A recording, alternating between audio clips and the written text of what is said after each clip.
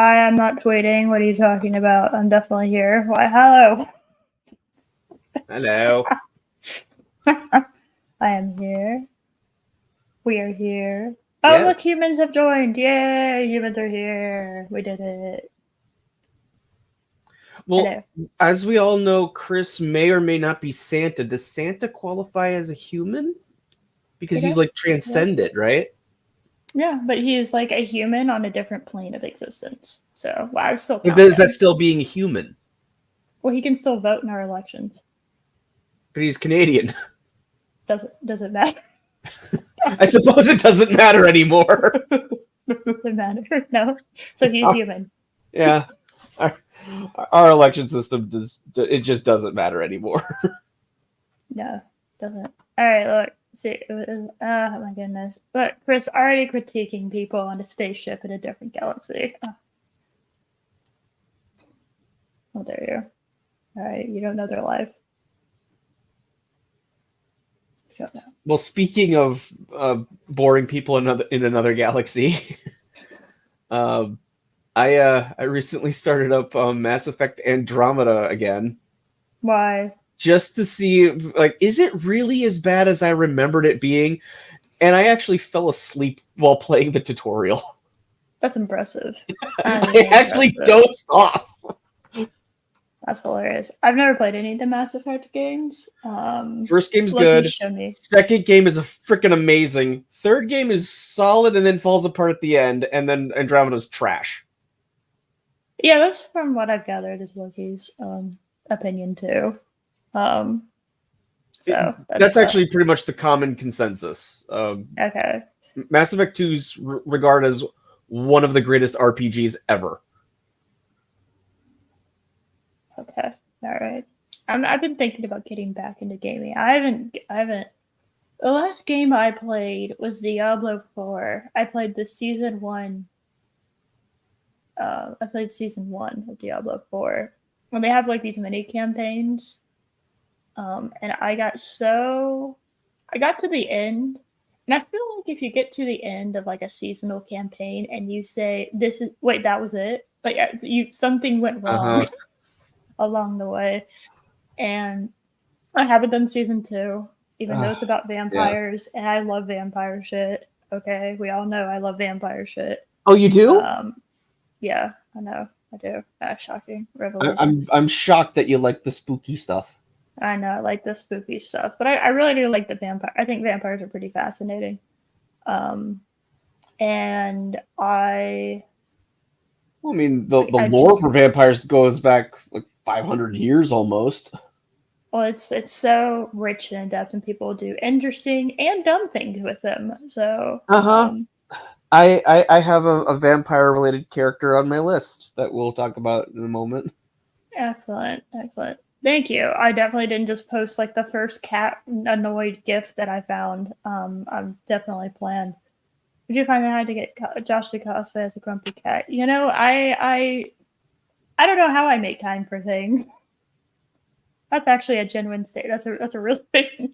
I actually genuinely don't know how I make time for things. I just don't.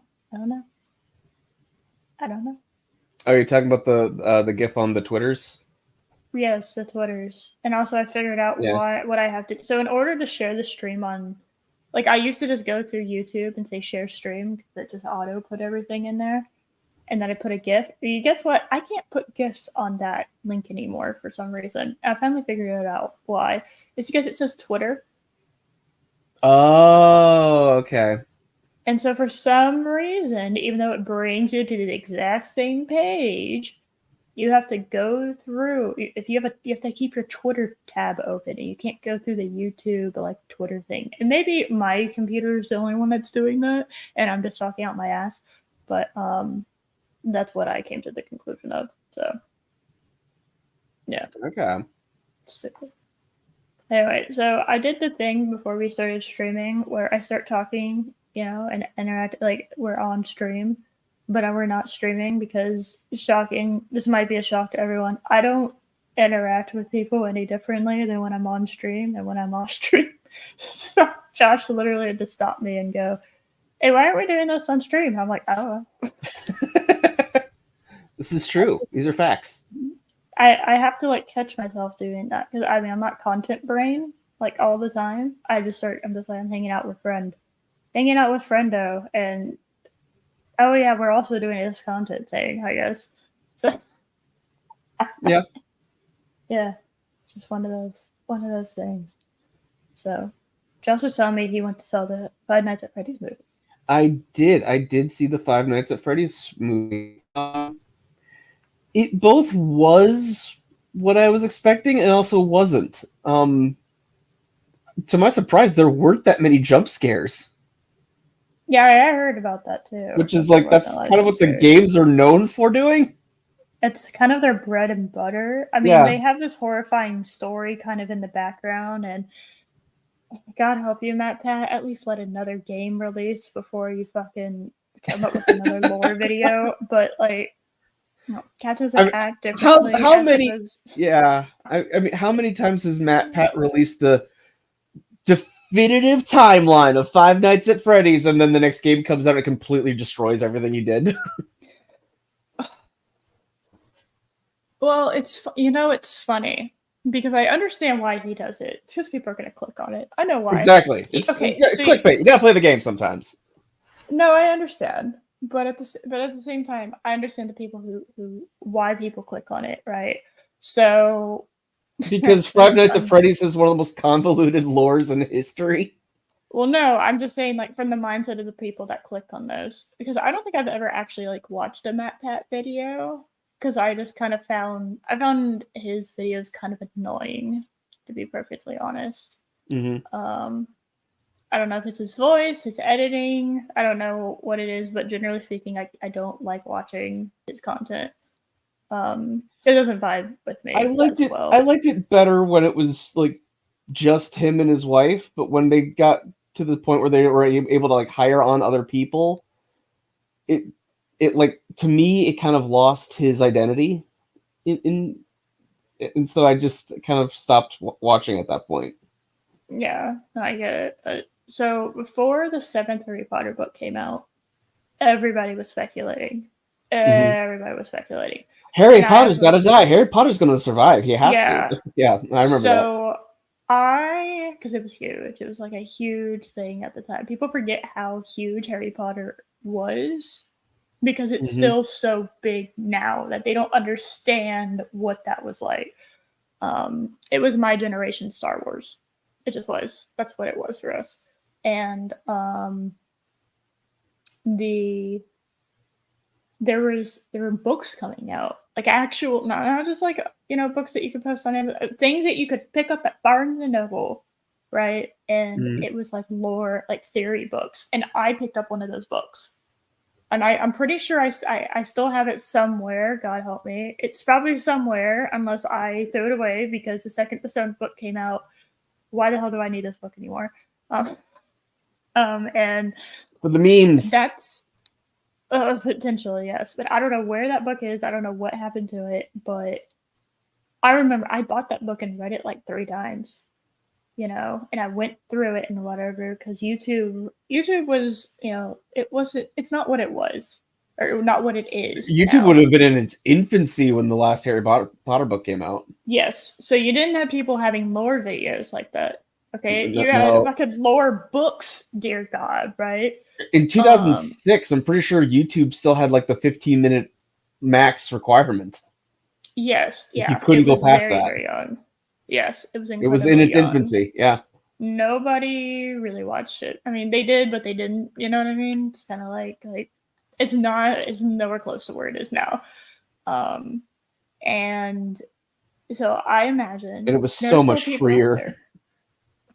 Yeah, it was so much freer, but then at the same, there's good things and bad things have happened because of Sure. it. So, the so I imagine there's still people out there that want that want like a little bit of insight, like, oh, I what do you think, you're bouncing off ideas, and stuff, and so that's what people, they go for Matt Pat.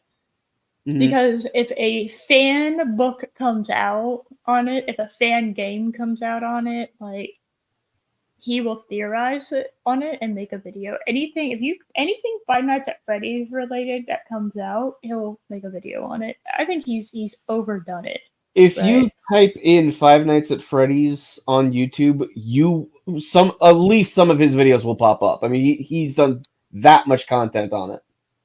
Oh, he's got hundreds and hundreds of videos on it. It's crazy.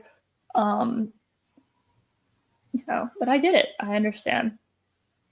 And I'm happy from what I've heard that the Five Nights at Freddy's movie seems to be doing well. That it's actually good, because I remember when it was first talked I about, wouldn't say and I good. It's was okay. okay. When I say good, all right, I'm not. We're talking a little. How do I put this? For a movie that, quite frankly, had no right to be in any way, shape, or form good, it's good from what I've gathered. And a movie that has been in development hell for years. Yeah, Yes, for yeah. years. I remember the announcement came out. I'm pretty sure I was still in college. I Okay, when think the the announcement announcement came out happened. like 2017, 2018, like shortly after the Okay. first game came out. So I either was in college still, or I was like out in the workplace. I don't know, but it was like a while ago. Um, Mm-hmm. it's usually when they announce, they've already started production because they know it's happening. Generally speaking, because you don't want to announce a movie that is not going to do that. Now, obviously, there are some companies out there side eyeing Disney that movies won't even be like in this decade, and they're already announcing them, and you're just like, what? Why are you announcing them? Mm-hmm. You know? Oh, we just want people to get hype. Yeah, well, chill out. You don't have to. No, you can just let them. Just leave them alone. Just leave. Give the spotlight to the ones that are happening, and then you can announce the other ones later. You don't have to give me your. This is not a job where I need to hear about your 20-year plan. What is your Right. 20-year plan for this company? I don't need to know about that. It was okay, not good. Now I haven't seen it, okay, but I don't.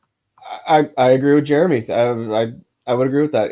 It was okay, not great. I mean, again, it's PG-13, not R, so Yes, it's not a that. gore fest or anything like that. Well, I wouldn't have expected it to be a gore fest. I would have expected it to be R, because there was gore and the subject matter, which is not child friendly, even though they keep trying to make it child friendly because I mean, YouTubers.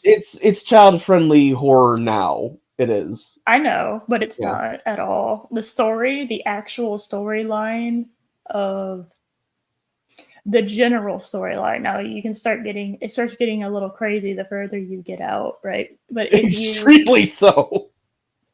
the storyline, is not child friendly at all. It is literally about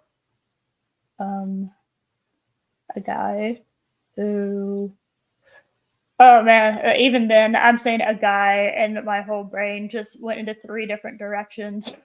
Yeah, Damn which it. guy you're referring to? All right, so we can do the purple guy. This is what I mean. William Afton. Yeah. We're gonna Yes. be more specific. So you have William, and I'm gonna, you know what? I'll go ahead and say it. Shout out to Wendigoon. Okay, Wendigoon is the guy whose lore video I think is. Now it doesn't include everything, okay, but it is like the most straight line version of Five Nights at Freddy's lore that you could probably find. So if you want to go watch his video, and it really did help me kind of go, okay, so I have all these pieces, but it seems like they're from 12 different puzzles, and I'm trying to put them together. And Yes. he was just like, okay, so he was like, okay, Eris, this is what you need to do. You need to ignore 6 of those and focus on these. And I'm like, okay, I can do that, because that's actually like, okay, so we're going to take certain games and we're going to put them over here, and we're going to take the other games and we're going to focus on them. And that gives us a more comprehensive story, because quite frankly, Scott Cathcart did not think that it was going to be like this. Let's be honest with each other. Okay, Scott Oh, did not think. he's admitted that. he Yes, he thought did not. he thought it was just going to be a little horror game that would gain some attention on Steam, and that'd be it. He did not expect it to get anywhere near the popularity that it has. Yes.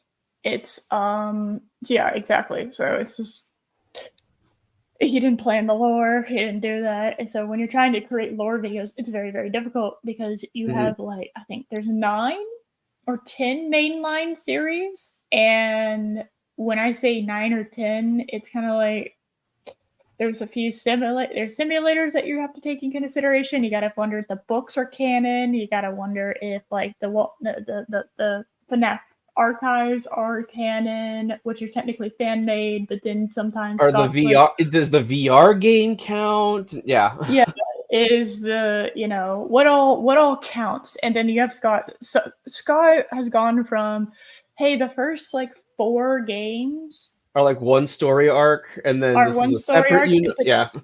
but he's also done the first 4 games are not even real, and he's like gone super meta where like Scott is a character in the Five Nights at Freddy's universe, and he made Yeah, these he did that games too. based off of what actually happened. And okay, so it's like the more it gets very convoluted, and you gotta like you kind of just gotta ignore stuff to make it. And I know that's not something I would usually support, but in this case, you kind of have to. If you want to make a coherent thing, you gotta ignore, you gotta kind of pick and choose what you're going to make as a coherent thing.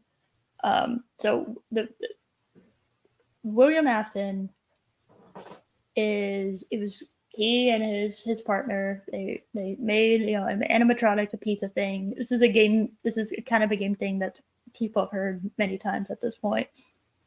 And from what I've gathered, he wasn't a pedophile, but he was obviously he's a child murderer. Um, Okay. so yes, that is 2 different things. I know, Yes, shockingly, yes, they are. they are now. They've Okay, got people gone back and forth okay. on those two But keep in titles. mind, his daughter died, and then her soul possessed one of the animatronics, and so he was Everyone's trying to died. kill, and so he was trying to kill other children to figure out how she did that, so that he could bring her back to life.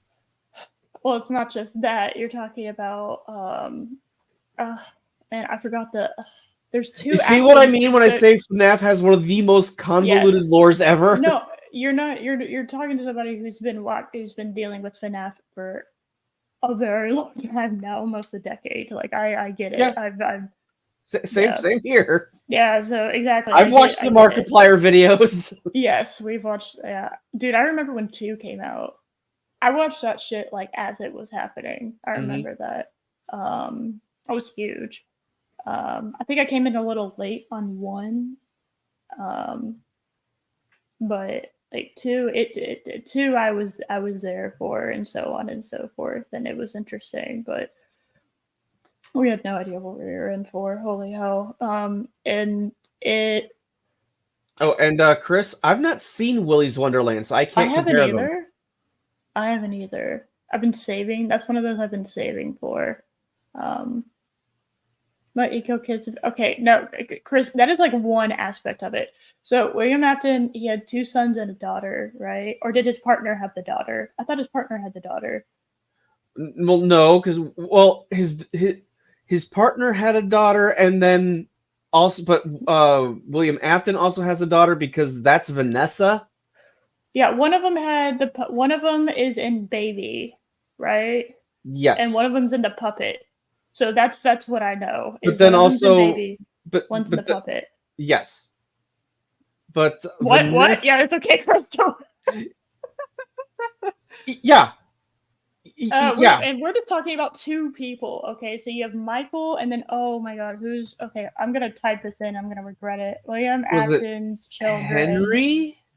Henry. So okay, yeah, Elizabeth, Michael, and an unnamed 3rd son. So the unnamed 3rd son is the guy. It was the Bite of '87, if I remember Right. correctly, and that is what 5 is about, or 4. Where's the one in the bedroom? Is that 4? That's 4.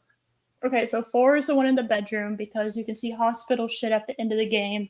Right. You can see hospital shit so bleeding in because they think, you know, it's just an illusion. So 4 is literally just an illusion of him The being, dream, you yeah. know, so so it's a bite of 87. I watched it and have it on Blu-ray. Well, Josh still hasn't shown his wife Moonfall, so Guilty. We went to go see Five Nights at Freddy's last night. oh my god, hi, yeah, we're talking about Five Nights at Freddy's lore. Holy hell, what a thing to just walk into. Yeah. So you have Michael, and Michael was like this really like shitty kid, and because of his actions with his friends led to the unnamed third son, whose point of view you have in the fourth game, to get his frontal like his head. They shoved him into headfirst into an animatronic. The animatronic bit down. Obviously, bad things happened. And like frontal lobe gone. Like it was bad, and that like scarred Michael. It completely like it really And fucked up William. and that was also the first kid who possessed Golden Freddy. And yeah.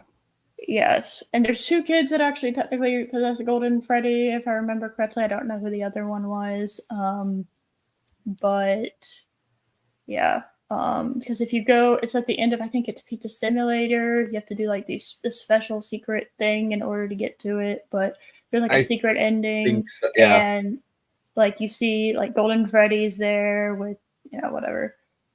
Anyway, there with Mike, like William. But then if you go to, what is it? It's the one where you're like in the back alley and there's like animatronics you gotta test and shit. Which one is that? You know what I'm talking about, right?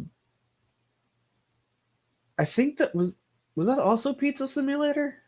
Is it? I don't remember. Maybe it is. I think don't that was like the remember. in-betweens, because like Yeah, you're building your own restaurant.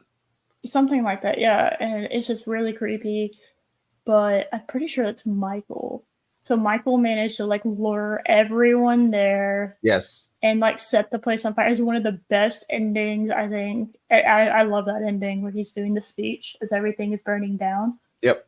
Because all the animatronics, they're like vindictive, obviously. They're very, they're these tortured souls of children that have been put into animatronics.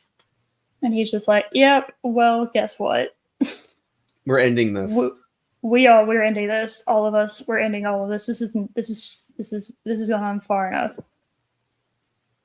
So yeah, and the guy, the voice actor at the end, absolutely nailed it. He did. Amazing, absolutely amazing. And then that was like the end of that particular timeline, and then a new set of one came out, and now like they're trying to like kind of combine them. It's like no, you can't. No, they don't work together. Yeah, it gets really so you got. It's extremely convoluted. Yeah, so the order of Five Nights at Freddy's games. It's really, really annoying. It's 2, 1, 3, 4. No, 4, 2, 1, 3. And yeah, then I lose it. In chronological order, 4 comes first. Yes. And then you have 2. Yes. And then you have Sister Location. Oh, I forgot about that one. Yes, everyone does. Sister, which is funny because it's the only one I've actually played. Oh, okay. Then you have OG Five Nights at Freddy's, and then you have Five Nights at Freddy's 3. That introduces Snap. Is it Snaptrap? That his name? Yeah, Snaptrap. Snaptrap. Yeah. Then you have Pizzeria Simulator. Springtrap. Thank you. Yes. Pizza Simulator. Help Wanted. I think Help Wanted was the one, right? Help Wanted. Yeah, that was it. Yeah, that was the one. So that should have been the end. So as far as I was aware, that was the end because Michael burned everything down and everything. It was fine. It was fucking fine. Mm-hmm. And then they came out with, and then they did Special Delivery, which, holy shit, I don't even know where that fits into the timeline appropriately. Well, and then Security Breach. Well, that's the sort of a different universe, technically. I guess technically, we just have to throw it away. We literally have to take secret delivery or special delivery, and we had to go bloop, and we had to throw it over our shoulder into the ether, or we don't think about it anymore. All right, now Security Breach. I didn't finish 2. I didn't finish watching 2. I know this is not what we were going to talk about today, but you know, when you start talking about Five Nights at Freddy's, you can't like, it's very difficult to stop. So Security Breach, it kind of fits. It kind of fits. Now, how does it fit, you might ask? Well, because like what I said is like, hey, you had, you know, okay, so hold on, I'm scrolling. Okay. I mean, there's like entire lore videos about where's Bonnie. Yes. It's like, okay, yeah, but Bonnie, that's actually been clarified. If you watch people play the game, if you play it yourself, whatever your cup of tea of that is, where Bonnie is, it's actually made pretty clear. You can piece it together. Now, why is Bonnie? The Security Breach DLC, I forget what it's called, actually does like fully explain it. Oh, okay. I haven't finished watching the second one, so I only know up through the first Security Breach. That's the lore I know. All right. Okay. So, I didn't even watch. I forgot about Special Delivery, so throw that one away because I don't know what the hell that is. Mm-hmm. But yeah, so basically these two families that started this electronic pizza, you know, Chuck E. Cheese basically. Yeah. With, instead of having mascot characters, you have animatronics. That's kind of basically what it is. Mm-hmm. And you know, there's tragedy has struck both families. It's like, yeah, what you have different animatronics that you have all these. Your main line of animatronics is Bonnie, which is a purple rabbit, Chica, which is blue. He's blue. Is he blue? I thought it was purple. No, it's more of a bluish color. Okay, you're right. Yeah, you're right. It's like right on the edge of being purple, but there's not enough red in it to make it purple. So okay, he's blue. And colors are very important, so I should have known better than to say he was purple. And I will say the Blumhouse, the puppets that they got look fantastic. Oh, from the trailers, they looked just like the characters in the game. Yes, I was very, very happy from what I saw in the trailers. I was just like, okay, you didn't go full CGI. Good. You had to have something there because there is the horrific way that, I mean, they're huge. They're like 8 feet tall. They're huge. Mm-hmm. Metal thing. I mean, it is just like if one of those things comes after you, you are fucked. there is nothing that's getting past you, or there's nothing that's getting past it. You are in trouble. So it's kind of plays that physical overpowering force, you know, of being hunted. So it's there, you know, there's enough psychology there that you could play around with it. You have these two families. They make this pizzeria place, and they're struck by tragedy. How are they struck by tragedy? Well, it kind of depends on where we're going through, right? It depends what game you're playing, yeah. Yeah, it depends on exactly how much about William Afton is accurate, because there are different ways that you can. So I was more distracted by, in the movie, I was distracted by Shaggy playing William Afton. Yeah, I've heard that, and I kind of I'm gonna watch the movie because I was very excited about it. I knew I was gonna go watch it. I didn't know when I was gonna go watch it, and honestly, I might drag Loki to watch it tonight. Because I do, I want to watch it. It's really funny because he doesn't know that much about it, whereas I'm like way too deep into the lore. I'm so deep in the lore that I can't even like really. I'm having a hard time explaining it to y'all because it's like, what path do I want to start out with when talking? I think I finally figured out the path I want to start out with. But go ahead. So Well, I mean, I will say, I think the movie does a fine job of if you have never played any of the games, it works all right. But there was there is one, in my opinion, a big plot hole. I was like, wait a minute, how's that working?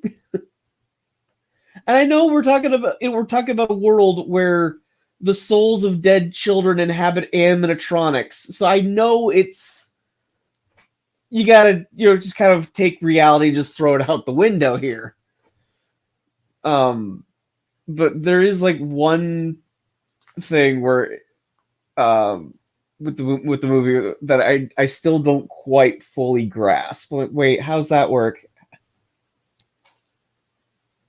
Is it gonna be like? Is it super spoilery? Like, could you just talk? Uh, well, so at one point, um, Do you just want to put it in the private chat? I mean, I don't think it's no, it's not a spoiler or anything. Okay. All right. Uh, but the main character, he's constantly reading a book called Dream Theory, which the whole idea of in your dream you can it's a way of time traveling. Okay, I have so many questions I just know, based I know. on that Oh, alone. hold on. It gets weirder. And through his looking back at this tragic moment in his past, the souls of the dead kids are communicating with him. Oh god. I'm like, That's wait, huh? How does him going back in time in his dreams allow him to talk to the Five Nights at Freddy's kids? How does that work? yeah, that seems like a rather. It's like they didn't know how to do that, but I don't. They But just had to find like paintings and pictures and notebooks. Kids like to draw shit. I don't know, like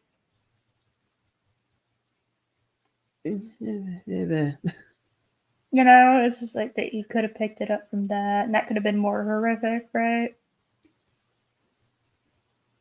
I was Because also distracted by Pat's cameo. At first, I was like, "Oh, that's kind of cool." They gave Matt Pat a cameo, and then they worked in his catchphrase.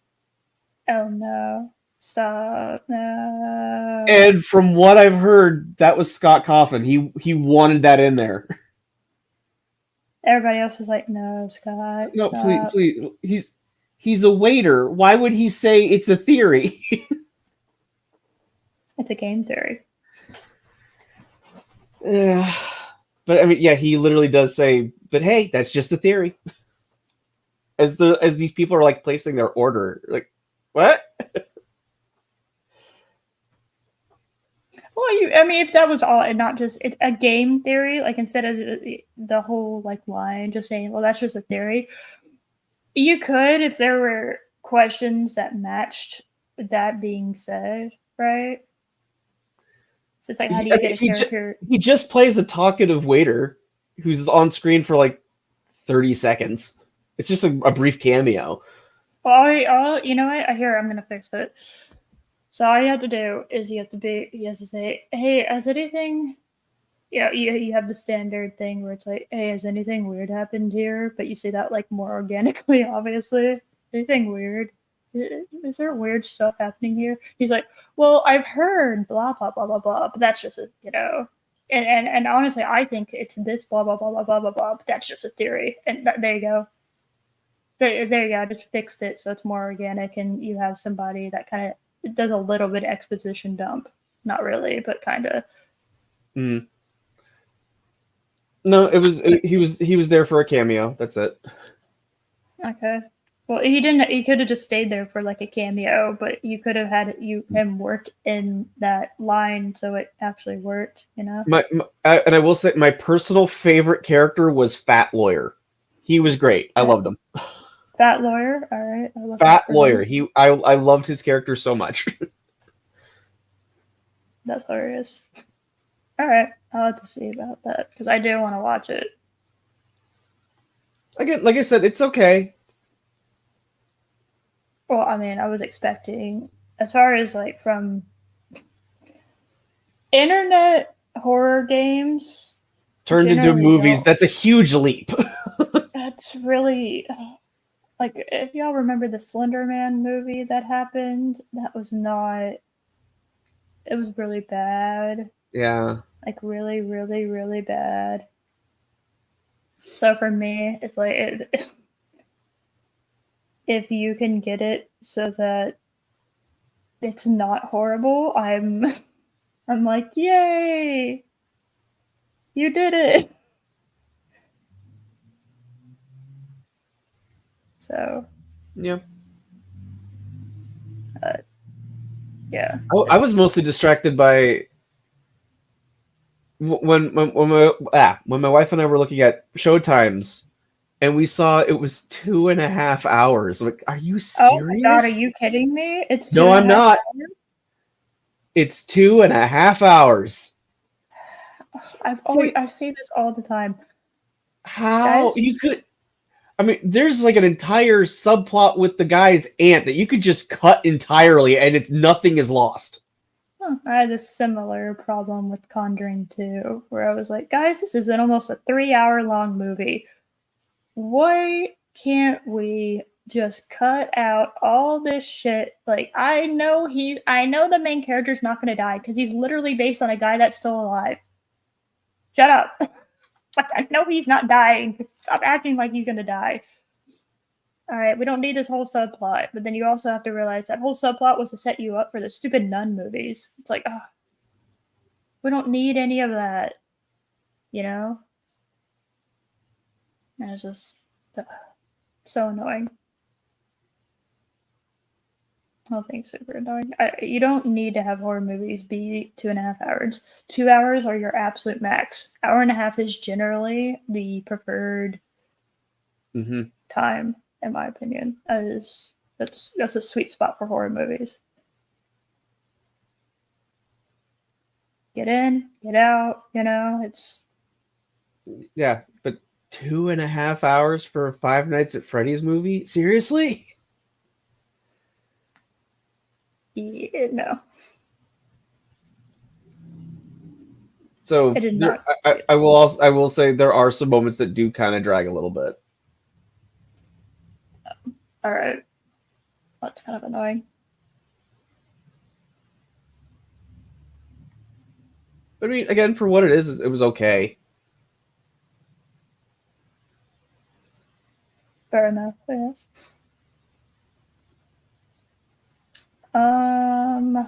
Let's see. I was gonna go over the lore, but honestly, just go watch like Wendy's video on it. He's really good at kind of saying, "Okay, all right, we're not counting security breach. We're not counting. We're just gonna focus on this."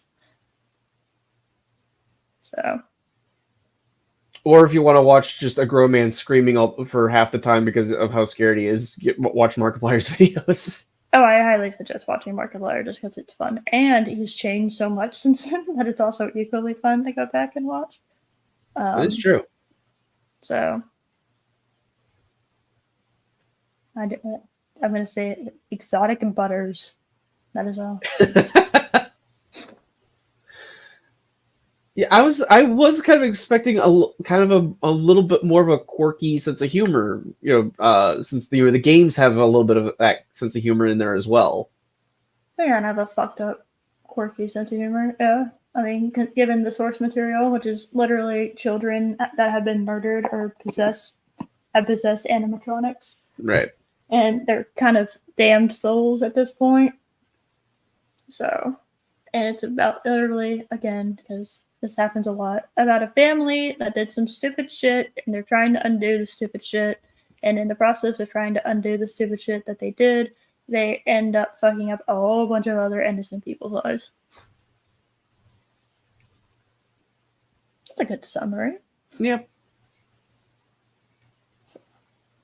And I will say, if you like, so I don't know if anybody here likes ARGs or like horror, like kind of like the horror storytelling that happens, like analog horror or digital horror that happens online through YouTube. You know, people have that's will tell stories and whatnot. If you like FNAF, I highly suggest the Walton Files.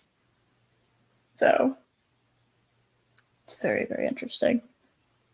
They were kind of inspired by FNAF, but they went a different direction with it, and it is just as horrifying, if not more so, actually, I would say.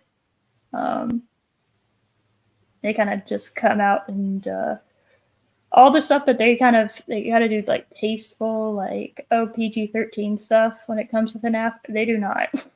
They do more rated R stuff. So, and when you find out why it's all happening, it kind of blows your mind a little bit. So, anyway, that's just me. Yeah. So, annoying characters, which is what this stream was supposed to be about. We went down to find out the Freddy's rabbit hole. It happens.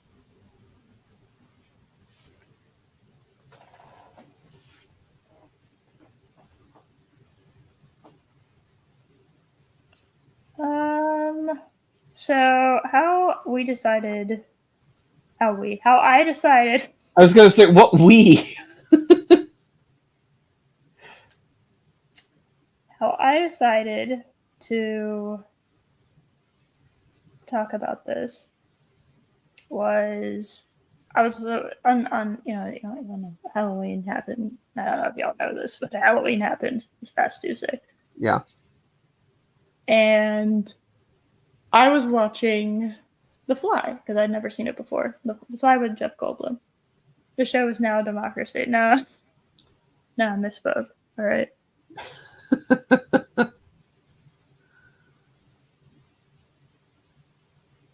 So,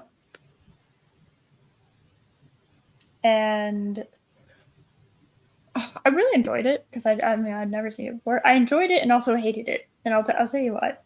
The female character, I don't know what Ronnie's her name. She was so annoying that I genuinely it would throw me out of the film. It would I'd sit there and you had the body horror that's happening. It's absolutely amazing what they were able to do. I don't know what company they were using, but it was absolutely amazing what they did. With the body horror with Jeff Goldblum, like slowly transforming him to the Fly. And yet, how do I put this? I ended up yelling at the screen quite a bit because I couldn't stand how stupid how stupid Ronnie was. Like, if you haven't seen The Fly, you don't give a shit about spoilers. Basically, Jeff Goldblum has invented a way to do teleportation, and he has these two pods he can teleport things into, from one to the other. And he finally figures out, because he's only been able to do inanimate objects, and he finally figures out a way to do organic objects. And, he has this reporter that he's giving an exclusive to, and they kind of end up becoming like a couple. That's Ronnie. So you have Ronnie and Jeff Goldblum. No, I don't know what Jeff Goldblum's character name is, because anytime Jeff Goldblum is on screen, his character for the most part is Jeff Goldblum. And so she's having trouble with her ex, who happens to be her boss, which, holy hell, what a mess that is. And she's having some trouble with him, so she ends up going off. They have this big, now we finally figured out how to do organic and transferring the organic over. Woo, let's celebrate. And mid-celebration, she ends up having to go off because her ex is being kind of a douche. He's being a little petty. And so she has to go deal with that. Well, Jeff Goldblum's character ends up getting drunk and decides, you know what, I'm going to put a human through it. And instead of thoroughly checking everything, he ends up having a fly inside when he gets teleported, and his machine, which apparently isn't that smart, thinks, instead of just teleporting two different beings over, I'm gonna merge them into one and teleport them over. And he gets merged with the fly on like a molecular level, which that is, you can't undo that. You can't undo that. That's, you are like, it is in your DNA. You can't undo that. And when they figure out that it's bonded to him on a molecular level,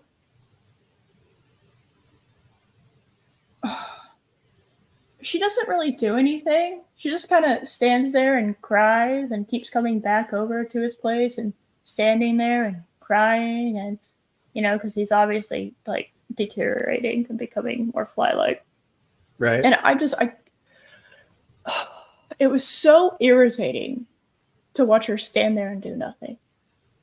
Okay, so well, first of all, I don't know how long they've been dating, right? Because the movie doesn't actually tell me anything involving the timeline, and that is a pet peeve of mine. Is like the the way the movie tells time is it doesn't really.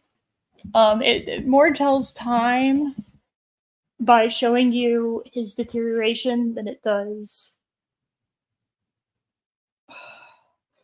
It more shows that you can see it a little bit better once that starts happening, but until then you can't really tell. And so I don't know how long they've been dating. All right, like as far as I'm aware, it seems to be only like a month or two. So I'll go ahead and say like 2 months they've been dating. And it's just she goes from kind of just like not giving a shit about him to acting like losing him would be like the end of her universe in like 2 months. That's very strange to me, just straight off the bat. That's a very strange thing. Um, and I don't know, it just didn't seem realistic to me. It didn't seem realistic that their relationship had gotten to that point. And honestly, it didn't seem like that much time because they haven't changed very much. Things haven't really, I mean, the relation, they got closer and they've been spending a lot of time together, and that could artificially make them feel like they had become closer. But I, it seemed like only 2 months at max had passed by from like the beginning of the movie to the very right end of the movie, and it's just like maybe I could squeeze in like a third month in there by the end of the movie, but 2 months and she's acting like, oh man, like I couldn't live without him, and literally all she did throughout the movie was stand and cry. And again, once you realize how fucked he is, you do something about it. You do a mercy kill. Okay, there is no ifs, ands, or buts about it. All right, you cannot undo being genetically like merged on like a molecular level with something else. You can't. There's no one doing that. I don't know. I mean, potentially he could have undone it maybe with his machine, but they never did that. They never even tried doing that really. So it's like,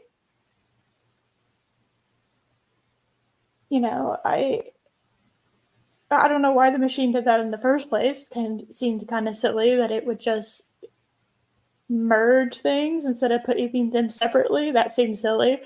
And it also seemed silly that it couldn't undo that, because if it had the power to merge them molecularly, then why didn't they try undoing that? It's like they didn't even really bother to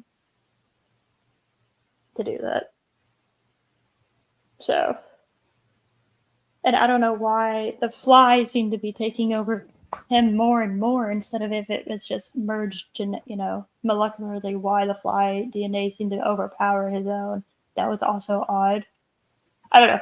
There's lots of things I had questions about in the movie, but she didn't do shit. That man was suffering, and I know he was saying, "Oh, but I'm okay," and it's like, no, no, like your ear fell off, sir. I don't like you're mutating. You're not the same. We can't undo this, you know. And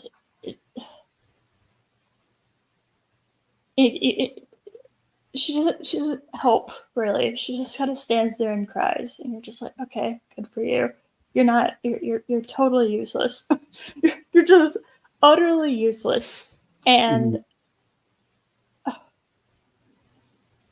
and then she drags the ex boyfriend into this, who did not ask for any of this. Um, and then she finds out, oh, I'm pregnant, and I'm just like, how the hell did you allow that to happen? What the hell? Like, Yeah. and she's just like, oh, like, really? Like, you could tell something was wrong with him, and you still banged him? Are we serious? Really? Oh, and without a condom too, just for fun. Okay, great. Seems reasonable. Yeah, I'm just like, okay, go get that. Like, what the, like, oh, stupid woman. God damn it. And you get to the end of the movie, and again, she has done fucking nothing but cry and stand there. And she keeps coming back. I don't know why. Honestly, I'd just burn it down. You know, I just nuke the place. I wouldn't actually like. I don't know. I just. It didn't seem rational to me that after what seemingly was only like 2 months of a relationship, um, that she was incapable of helping him. Like, actually, just kill him. I don't. Now if they had been married, so if this project had gone on for long enough that they ended up getting married, and it had been going on for seemingly like a few years, right, where there had been like an established like relationship, and no, no, it seemed like only a few months. It's like, okay, just take care of it. Obviously he's not getting better. Obviously he's not like he can't fix this. So what? Are you just going to continue letting him deteriorate? That seems like a horrific way to let somebody that you apparently give a shit about to die.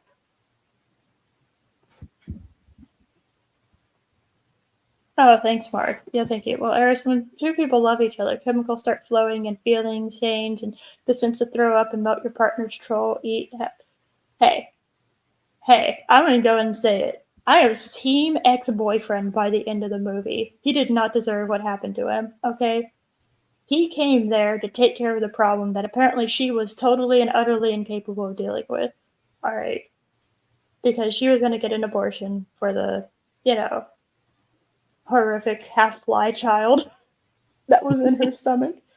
And then Jeff Goldblum's character just like breaks in and just steals her away because he's like, no, no, you're not gonna have that. You're gonna, we're gonna, you're gonna have that my human baby. I'm just like, you have no idea what. No, no, we don't know. We don't know about that. No, we're getting nothing out. That's no, it's a half fly monster.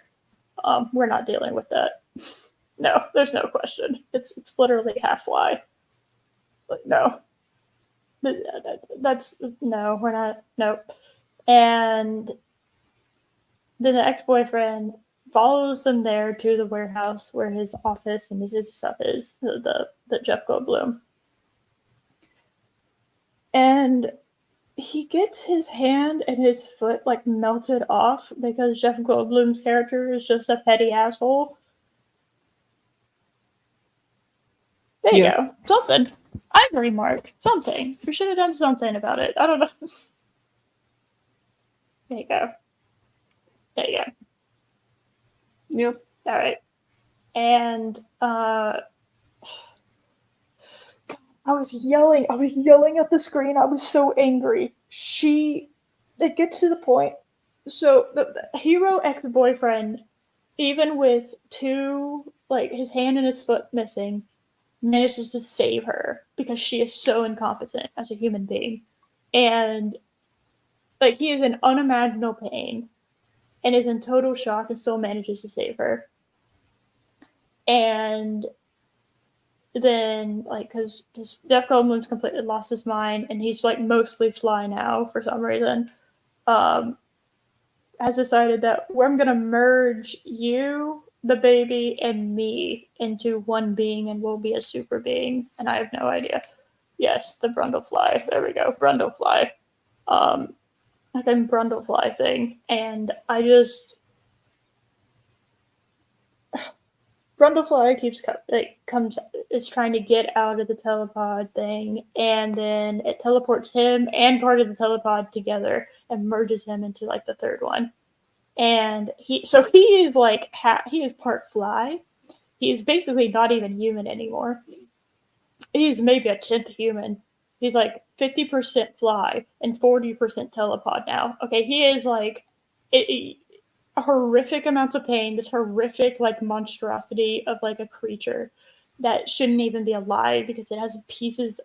No, you know what I mean? Like it is just like this monstrosity, and she is Ronnie has the shotgun in her hand. It is loaded. All she has to do is point and shoot. It's not hard. It's not rocket scientist, okay?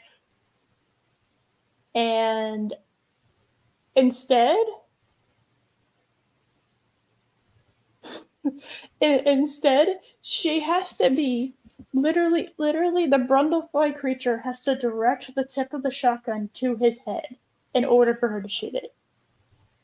So he has to crawl all the way across the room and do that in order for her to shoot. What a useless character. What a totally, utterly useless human being. I could not imagine. I could not imagine just being so utterly like weak-willed that you couldn't like mercy kill when you absolutely had to, you know? The amount of suffering he went through because she wouldn't do what very obviously needed to have been done much earlier, it was like, I don't know, do you really love someone at that point? Like you're gonna allow them to very what seems like it, both slowly and rapidly, depending on what part of the movie you're at, deteriorate into a mostly fly humanoid from like being this just this human, this introverted like genius human, right? You're gonna you're gonna allow that to happen because you can't take care of it? Really? Really? We're just gonna sit here and just allow him to do that? And it literally took him pointing the shotgun at his own head in order for you to do something about it. Pathetic. Absolutely pathetic. Useless. Utterly useless. That is embarrassing. That is an embarrassing showcase of lack of strength. Because I don't because at the end of the day, the thing that could have happened set like a while like you're talking about not even like halfway into the movie, you know, we could have ended it. We could have very much ended it and said, no, nope, we're just we're gonna allow it to suffer. Ugh.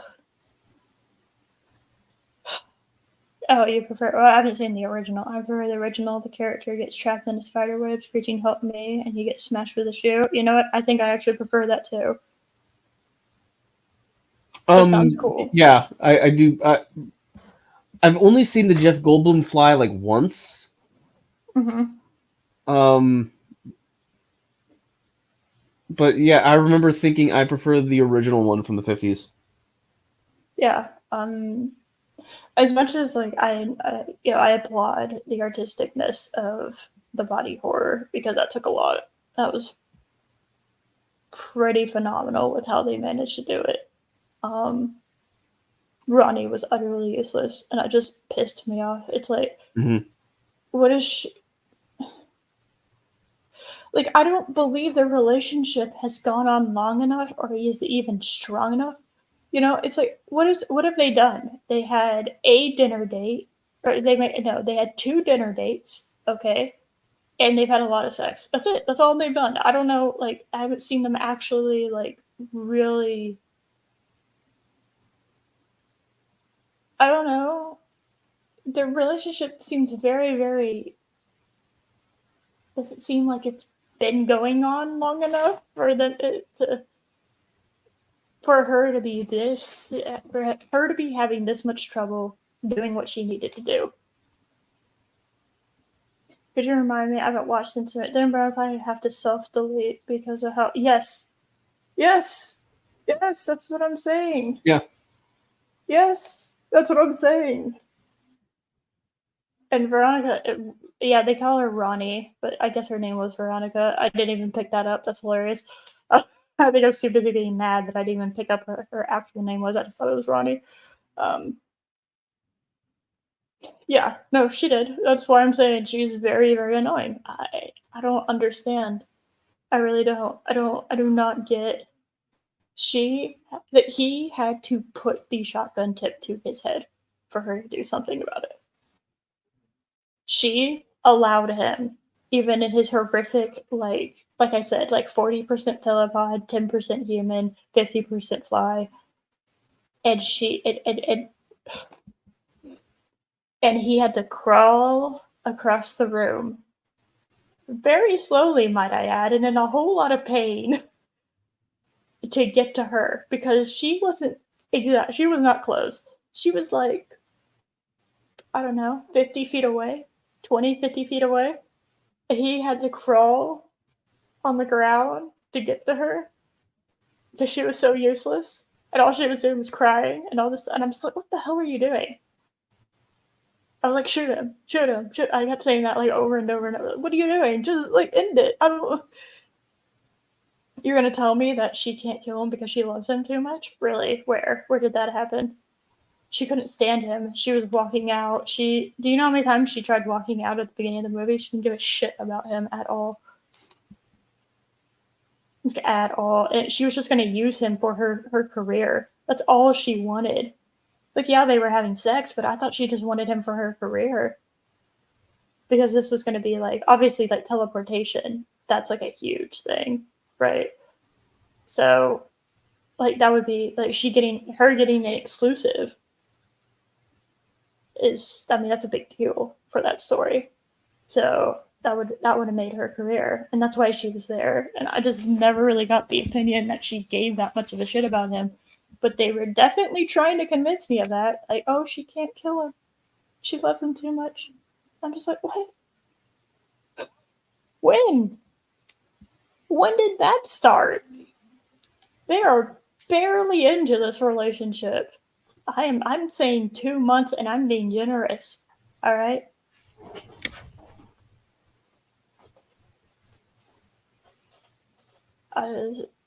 Gina Davis, is that the name of the actress? Gina Davis? I don't know. Let me see. Maybe that's her. I don't know. Maybe that. Yeah, that kind of looks like her. But obviously, she's like 67 in the photos I'm seeing. So I don't know. But yeah, she never plays the victim type. Well, let me tell you something. She was useless in this. I don't think victim would be the correct word. I would say that she. It's funny because I would have if she. So she's very much career woman minded, and I don't give a shit. Like, fine, whatever, you know. Mm-hmm. But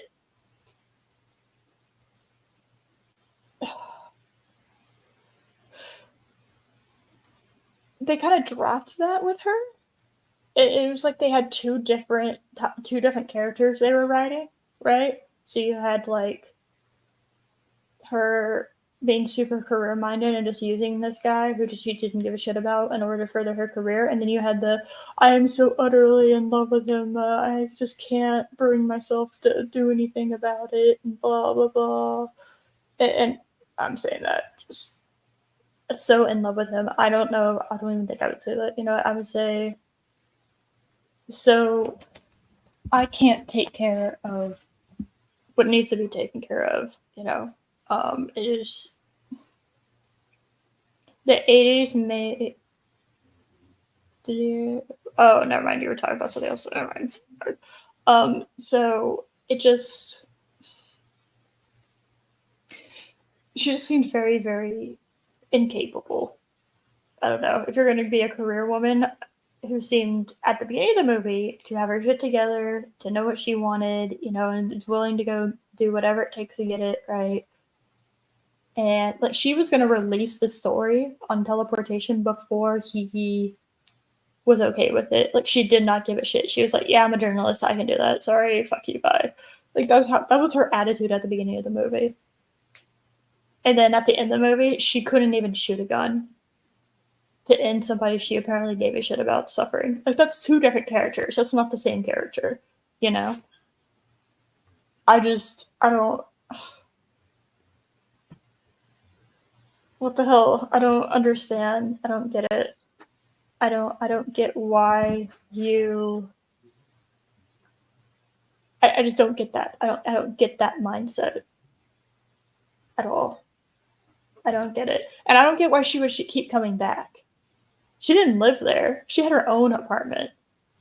She didn't live there. They weren't moved in together. Now, if she lived there, right, that would have been more interesting, right? They would have had like, a family, been working on this for like 3 years. Oh, you finally did it, kind of thing. That would have made sense to me. They would have, if they had been together for a while and he had been working at this for a while, then yeah, okay, I can get behind that. He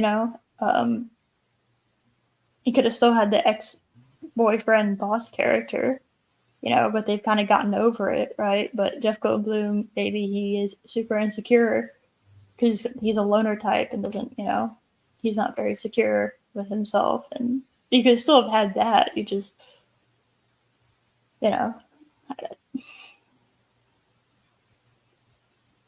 I don't know. I would have done the movie different with especially that character because Ronnie was useless, so useless.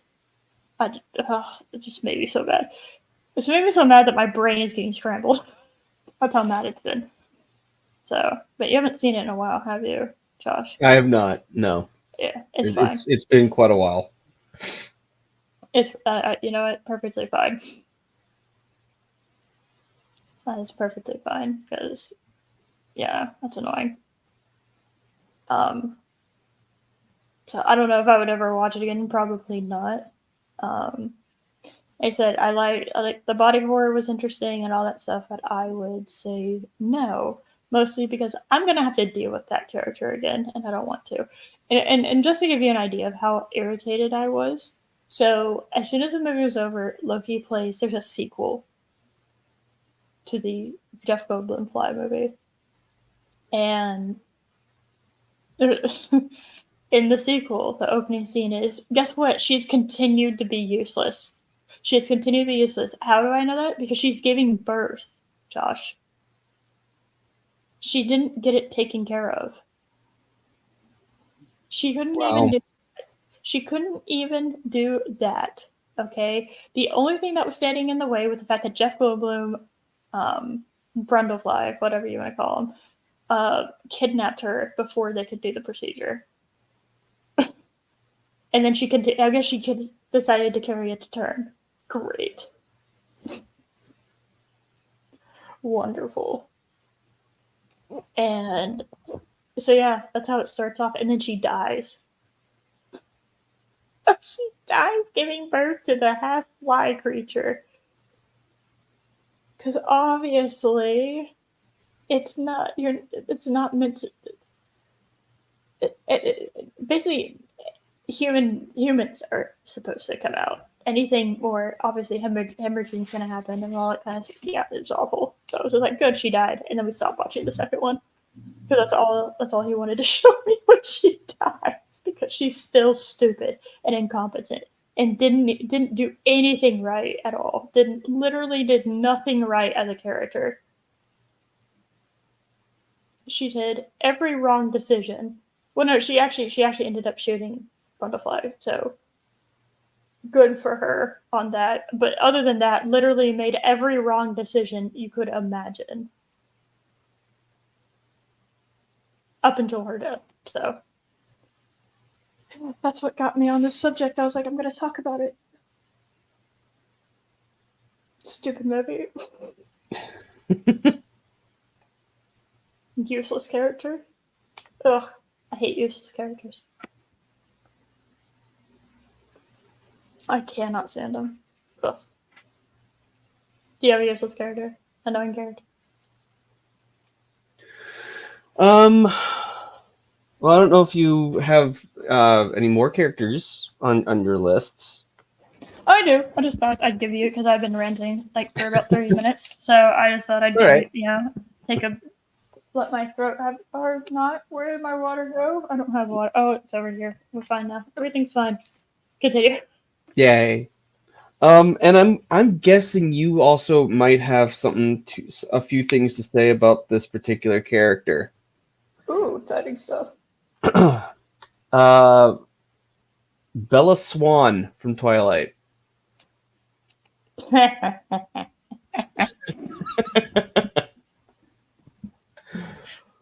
What a useless piece of shit. Oh, there's a lot of useless people in that movie. Their usefulness Yes. varies depending on what the characters are needed to do. Oh, and hi, John. How's it going? Oh. I don't know.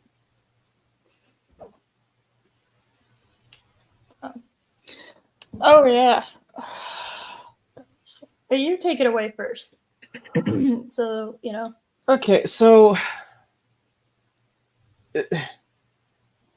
she just madly falls in love with this guy who tells her that a part of him wants to kill her, and she's totally fine with that. She falls in love with him because I've read the books because I was in middle school when they came out. So yeah, I mean that was prime age for that. I have talked about this before. How I was a fan of Twilight when I was in middle school. I say, oh yeah, I used to be a fan of Twilight, and everyone's like, oh. I was like, yeah, when I was in middle school when I first read them. See, that qualifier makes a lot more sense of things. Yes, it's like just as I don't know what to tell you.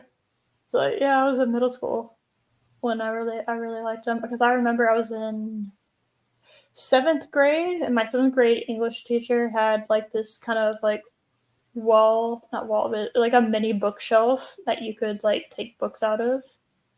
It was kind of like a mini library kind of in the classroom. We had a library, but she had her own like mini library. And I remember having to wait for Eclipse because somebody else had it. Like I have that memory in my brain because I was annoyed. Because New Moon sucked. I hated New Moon. I was just like, what? Oh, look. Oh, human might get hurt. Oh no. Yeah, human might get hurt. So let's leave. And then gaslight her into thinking that it's all her fault and that he didn't actually give a shit. Like, what the fuck? What the stupid book? So dumb. Anyway. But she like fell in love with him after knowing him for like 2 days. I don't know. It was crazy. She was just like, and I am irrevocably in love with him. And I'm just like, what the fuck? Like you think about that line now, and you're just like, really?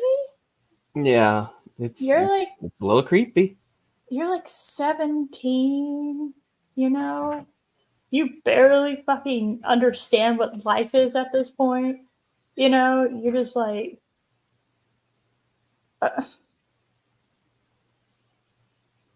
just what? And yeah, I get it. You're like, oh, you're into vampires. Yeah, okay. I understand. Oh, look, big, strong, powerful, whatever the fuck, and oh, they're dangerous, but they're not going to hurt you. They'll protect you, blah, blah. Like, I understand. Believe me. I understand all of that. Like, I get it. I understand. All right, but, and you don't think about, oh, if she's 17 and he's 100 and whatever the fuck. You don't really think about that, doesn't really click in your brain when you're in like 7th grade. Like, Mhm. that's a problem. Um, and if you have the human that becomes a vampire kind of relationship, right, with the older vampire thing, like, all right, whatever, it's weird that it was in high school. I don't know why. I feel like college would have been smarter. Why couldn't this have taken place in college? Wouldn't the entire Twilight series make more sense in college? Because Yeah. yeah, you have your little. They can take night classes. They can. I don't know. If she has like night class, because night classes are, generally speaking, not as like full. So, um, you can have night classes, and you can have her be. You could be. I don't know. There's different. You could have done more if it was in college. That's kind of weird that it was a high school thing, and uh, there's been a lot of kind of just why though? Why did we choose this? Right. I oh my god, there was an eclipse where she got gaslit and just believing that she actually loved Jacob, which is kind of hilarious.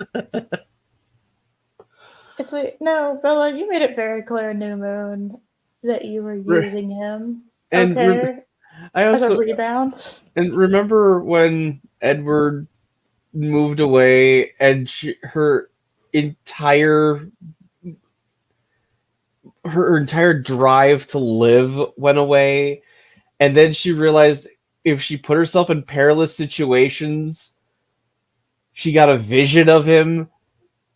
So she intentionally started to hurt herself in order to just get a glimpse of Edward, because that's a fantastic message for young girls, isn't it? Yeah, actually, fantastic. As a young girl who read it, yeah, very fantastic message. If you're just dramatic enough, he'll come back. Right. Put yourself in physical harm to guilt your love interest to come back to you, or else. Wow. Okay. That's I don't think it had as big of an effect on me psychologically. 'Cause honestly, I really didn't date. I really didn't date like at all growing up, for the most part. For whatever reasons. So that didn't have as much of an effect on me. Um, it is funny because I've talked about Once Upon a Time before the show. Um, not Bella Swan. That's so funny because it's actually what's her name? It's something Swan. My brain just died.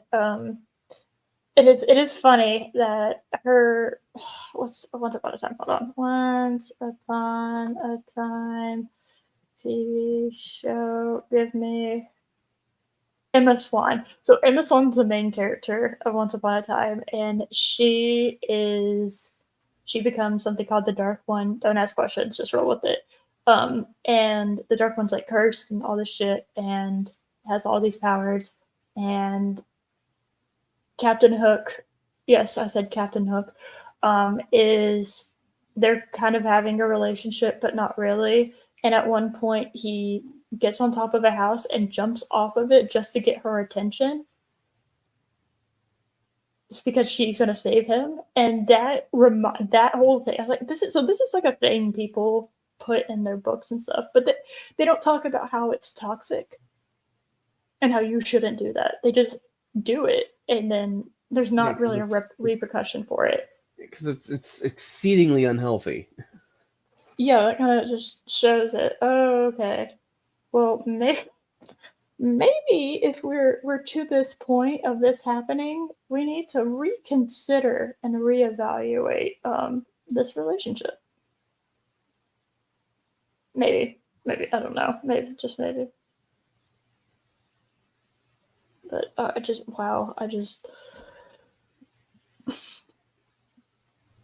like I said, everyone is both incredibly useless and really good when they need to be. Bella just has things happen to her, you know? Um, though to be fair, I don't know exactly what she was supposed to do given a lot of scenarios that she gets put in. You know, Mhm. I don't know if like, you know, if you're in a kind of the middle of a war with vampires and werewolves, I don't know what a human being's gonna do. I I don't know. I mean, maybe get a shotgun. That's pretty much it. You know, you're with these supernatural beasts, and just there's nothing you can do. I don't know. She is useless, Yeah, but so yeah, is the she. entire Colin family. Quite frankly, for the most part, like I just don't even know. Oh, absolutely. I'm not denying that at all. But I think she is the Charlie's main. like She is the main character of the books, that is true, and we got to see her point of view, and she's and just a useless teenager. yes, for the most part, yes. Hermione Granger is annoying as well. As somebody who just rewatched all the Harry Potter movies, which is what Loki and I did when we got back from Orlando, we sat down and watched all the Harry Potter movies. Um,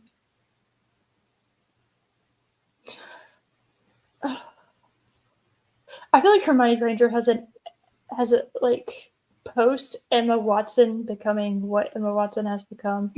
She like more annoying based on that. That's fair. You know, it's hard to separate her out. You know, it is, but eh, I don't know. I don't know if I'd say annoying. I don't like her as much as I did when I was younger. When I was younger, I absolutely like idolized Hermione Granger. You know, I did. I absolutely idolized her. Um, my favorite character now of Harry Potter is McGonagall. I love her to death. Oh, Like I absolutely adore McGonagall. Um, and so my two favorite characters are McGonagall and Bellatrix.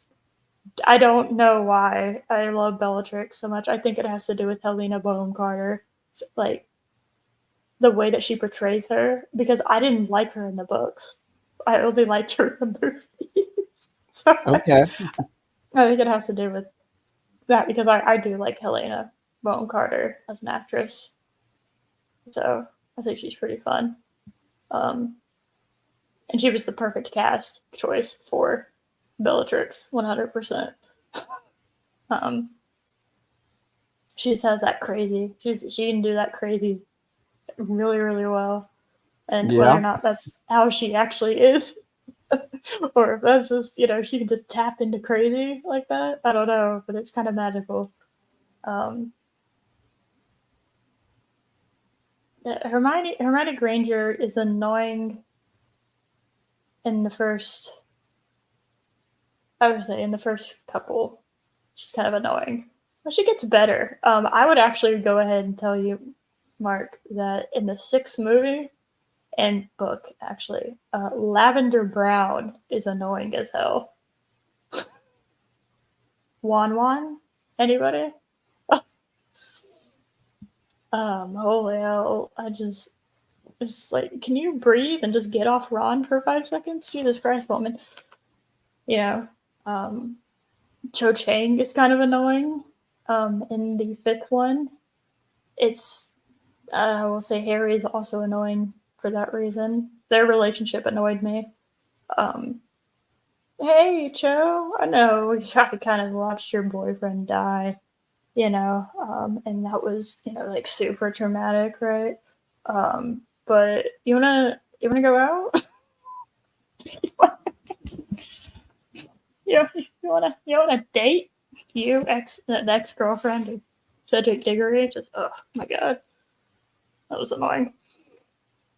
But they're also teenagers and angsty and stupid because they're teenagers. So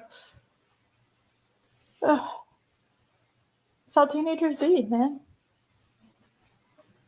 I mean, that's true. Yes.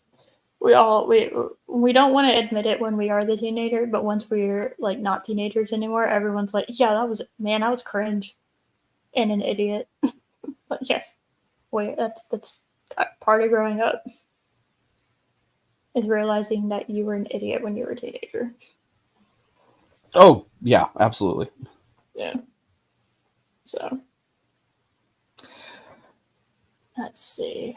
Oh, here's one. I know I mentioned this before, so this isn't a real shock for you, Josh. Uh, Temple of Doom lady.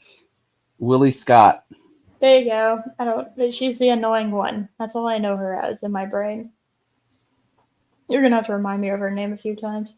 Um, but and I think it's almost genetic for me specifically because when we watched Temple of Doom, like my mom, my dad, and I, we watched Temple of Doom once because it was just like, yeah, it was just on TV, Mm-hmm. and she and I both had like the exact same reaction,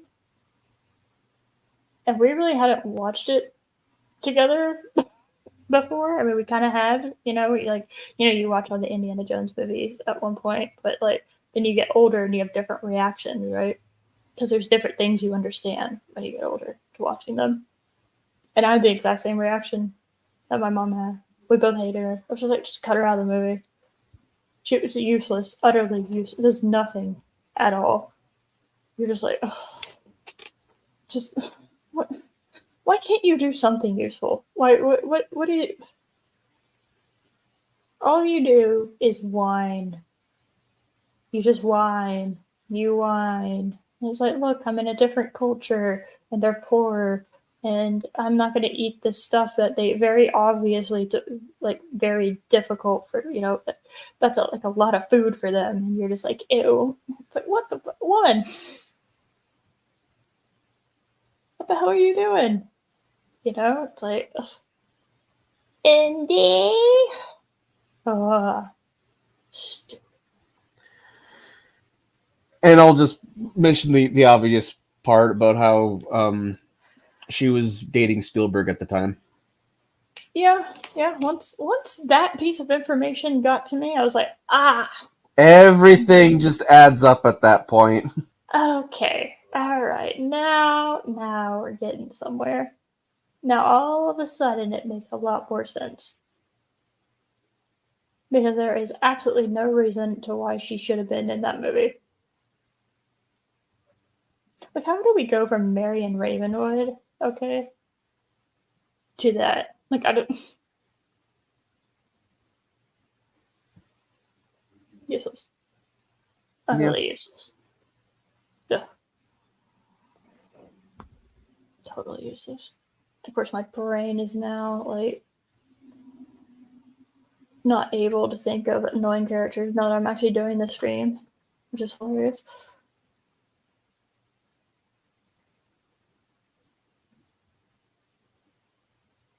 Okay. Here we go. Most annoying characters according to Reddit. How exciting! Ruby Road in The Fifth Element. What? Chris Rock's What? character is number 10. Get the fuck! I don't even think I trust this list anymore. He's the Yep. best part of that movie. Get It the hell seemed. out of here. Yeah. Yep. Your opinion is dismissed now. Yeah, I'm just scrolling through. Oh, it's Collider. That's why nothing's loading. Okay. Well, that Oh at least god. makes All right. sense. All right. CBR. Here we go. Alex O'Connell was an annoying distraction in the second Mummy movie. You know what was an annoying distraction in the Mummy movies? The The third second one, Mummy where they movie. well, no, the third Mummy movie in which they replace Rachel Weisz with a different actress and then pretend it's the same person. When her and Brendan Fraser had literally no chemistry at all. Didn't Wait. look anything She like played her. the same character? Yeah. Did she not? I thought she I've only played a got. different. I thought she was a different character. Oh, I thought. Okay. Now I need to figure this out. I thought it was a different. I thought it was the same character. the third Mummy movie. I don't remember. The Tomb of the Dragon Emperor. Yeah, there we go. Yeah, Evelyn O'Connell. She plays Evelyn O'Connell, Evie. Yeah. She plays the same character. I did not know that. Okay. Yeah, it pissed me off so hard. I refuse to watch it. It's one of those movies that I'm like, you cannot make me watch that again. So yeah, no, I got literally replaced with somebody completely different. Doesn't even look like her. Does not in any way, shape, or form have any of the chemistry that Rachel and Brandon had. Just here's the third movie, and we're replacing my favorite character because I love Rachel Weisz as a character. Like I absolutely loved her, and it's just like so you're just gonna replace my favorite actress with somebody else, or not my favorite actress, but like my favorite character with a different actress, and I'm just supposed to be okay with that? Okay, thanks, movie, you asshole. And like I understand that like Rachel Weisz had a new son, and she wanted to she wanted to make sure that she was being a good mom and spend time with it. Like I have no issue with that, right? Mm-hmm. But why make her the same character? Like what the hell? Why the hell would you make that? Why not just make it a different character?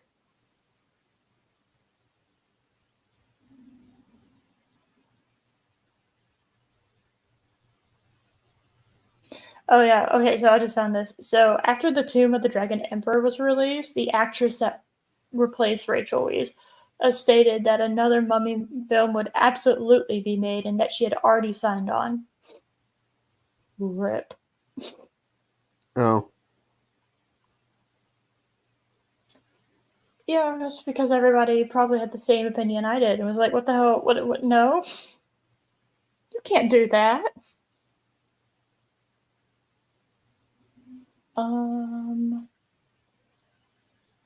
Let's see. Oh yeah, Willie Scott. Actually, okay, so this is a competent list. It has Willie Scott in it. There we go. All right. I haven't seen Titanic. I have no desire to see Titanic at all. I don't like to watch movies where they make a fictional romance the center of a movie based on an actual tragedy that happened. Those movies piss me off. I can't stand them. I refuse to watch them. So why can't the Titanic movie be about the Titanic?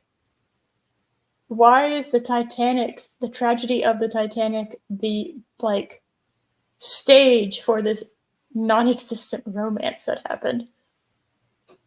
Yeah. That's stupid.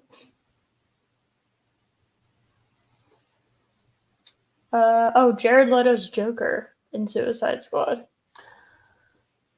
It's hard to argue that one.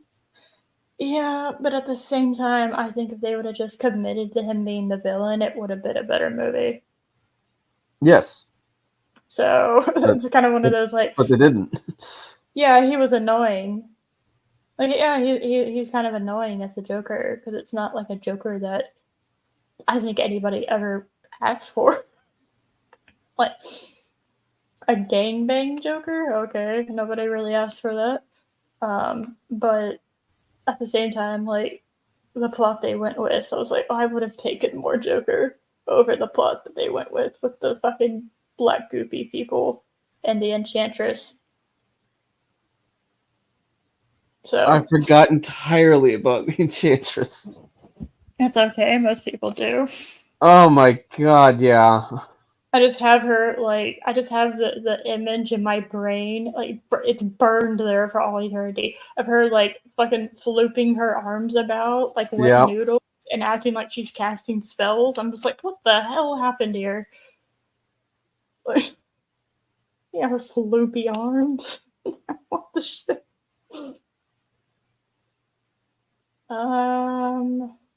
Wendy Torrance in The Shining was annoying. Are you kidding me?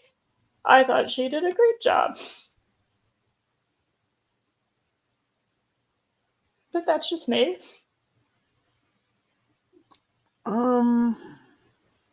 I mean, I didn't it's one find of her those annoying at I all. can see how some people find her annoying, but no. Yeah, no, I don't find. Okay, we slowly started to dip off the realm of reality. You didn't watch it? Oh, I did. I watched it in theaters. So with what they did to Letter's Joker, I can't blame them for that decision. No, I don't blame Jared Loker. Jared Loker. That's a new one. Yes, there we go. I don't blame him for the Joker. God, the damaged forehead thing. I don't know. You could have had him with a couple tattoos. Like I don't hate that idea of like a modern mafioso Joker. Like I don't hate that idea, but I think they went way too far with it into cringe land. Yeah. So, um, oh, hey, look at that. All right. Well, first of all, Mater is not annoying. Get the hell out of here with your nonsense. Okay. Mater in the Cars movies, get out of here with your nonsense. He's the best part of the first movie. Yeah, I don't know what the hell you're on. Okay. But look, we got Holdo. Admiral Holdo. CBR has listed her as number 4 as the most annoying character. I'm proud of CBR. They did it.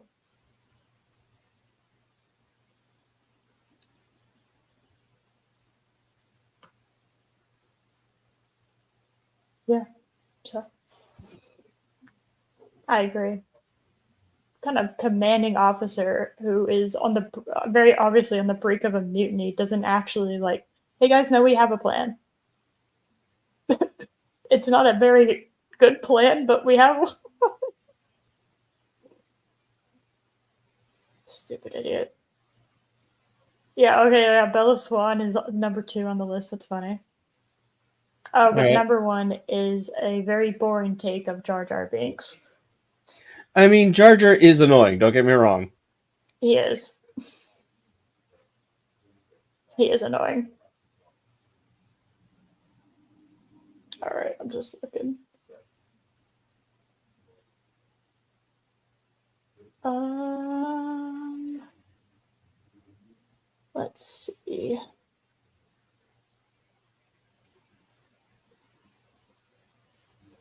I'm looking. Because, of course, like I said, brain decided that it needed to just not come to work today. Um,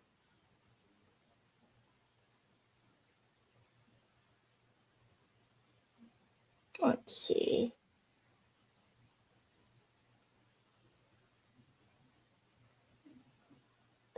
Okay. There are movies that people are saying, and then it's like, oh, I know that movie, and then they say a character name. I have no idea who you're talking about.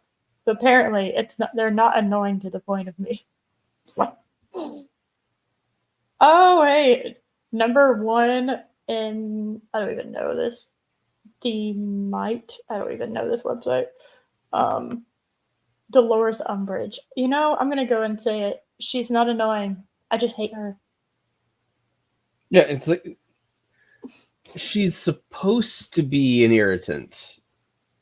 It's like the character's filling her role.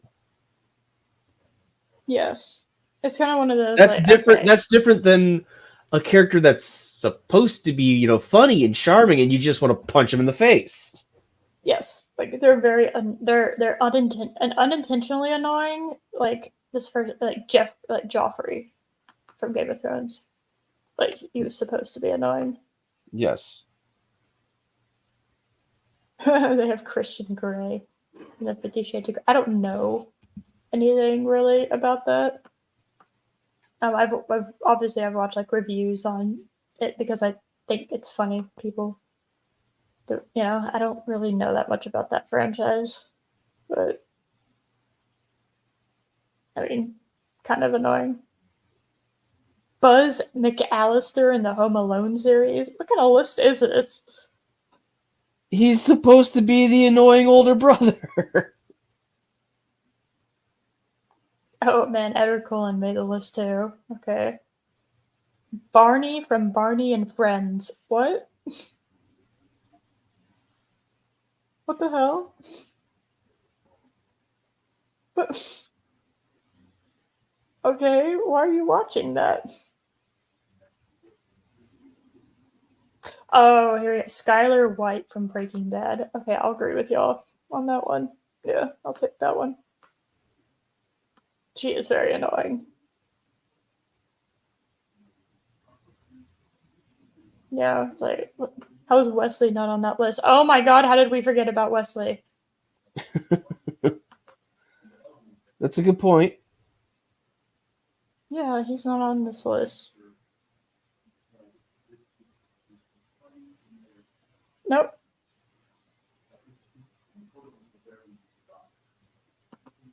Useless. Utterly useless of a list. Uh, Austin Powers and Goldman. Really? Austin Powers in his own movie is annoying. The Mask and the Mask. I haven't seen that. I don't remember the characters in Pulp Fiction enough. Um, Fabine? I don't know. I don't know Pulp Fiction well enough to be able to whip out character names. I'm kind of in the same boat. I don't know Yeah, Pulp Fiction that well. no. I will say PETA from the Hunger Games is very annoying. I will agree with that. Yes. Yes. Like, okay, dude. Like, let's get this really straight here. Not her fault that you caught feelings. Okay? You can't get mad at her because you caught feelings. All right? You knew going into this that y'all are going to have to play up to, like, in the world of the Hunger Games, you have to have something that the crowd can latch on to, so they can't just like kill you off. Okay, you have to like play it to the crowd. Are you selling your soul a little bit? Yeah, but you're also saving your life in that regard because you don't have another option. So you have to you kind of have to have that because you're only one person's supposed to live, and you have two people that apparently love each other that have entered. So it's kind of like star-crossed lovers kind of thing, and they can latch on to it. But then he's like, "Well, do you not actually love me?" And the answer is like, "No, obviously not. Why would she? This is all like a spectacle." And because y'all won, now she is forced to deal with the aftermath, which means now she has to pretend like y'all are actually a couple so that she can continue to live. Because if the crowd doesn't, the audience doesn't think that they're an actual couple, then you lose their favor, which then means that oh my goodness, I can hear that. Yeah.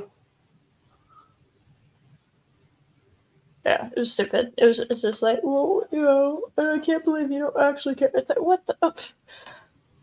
The fact that he didn't ever seem to understand that was annoying. Okay, and then what became even more annoying was when we got to Mockingjay, the third one. It's like all of a sudden Katniss is acting like she gave a shit about him, and it's just like, no, no, you didn't. But this whole time I watched you, and you did. He was a friend on the best of days. And normally he was just an irritating like aspect of your life that you had to deal with in order to live. Okay, like that's pretty much what Peter was. And she spends like the entire first movie of the two part because obviously, hey, it's the last one. Let's split into two parts. The first movie, she spends the entire time crying over PETA because Peeta's been captured by the Capitol. It's like, okay. I didn't actually even think you really liked him. I don't know why you care. It's just stupid. Anyway, I hate Mockingjay movie. Stupid movie. Anakin Skywalker in the Star Wars prequels. Okay. Which Anakin are we talking about? Are we talking, because they don't specify? It's like, okay, are we talking about the small child? Are we talking about the edgy teenager? Are we talking about the fully grown man? There are 3.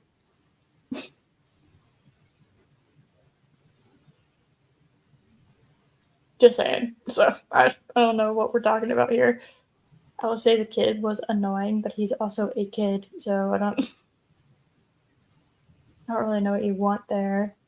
Yeah, the edgy, angsty teenager who has fallen for and not supposed to have fallen for anybody. Jedi, it's just Jennifer Lawrence and everything she's been in never will be. Objectively, she is a worse Mystique. Objectively. Oh, hands down. Objectively, you can't even argue with me on that. She is a worse Mystique. I don't know hardly anything about the X-Men because I don't know the X-Men that well, and yet I can sit here and I can tell you, hey, Mystique as a character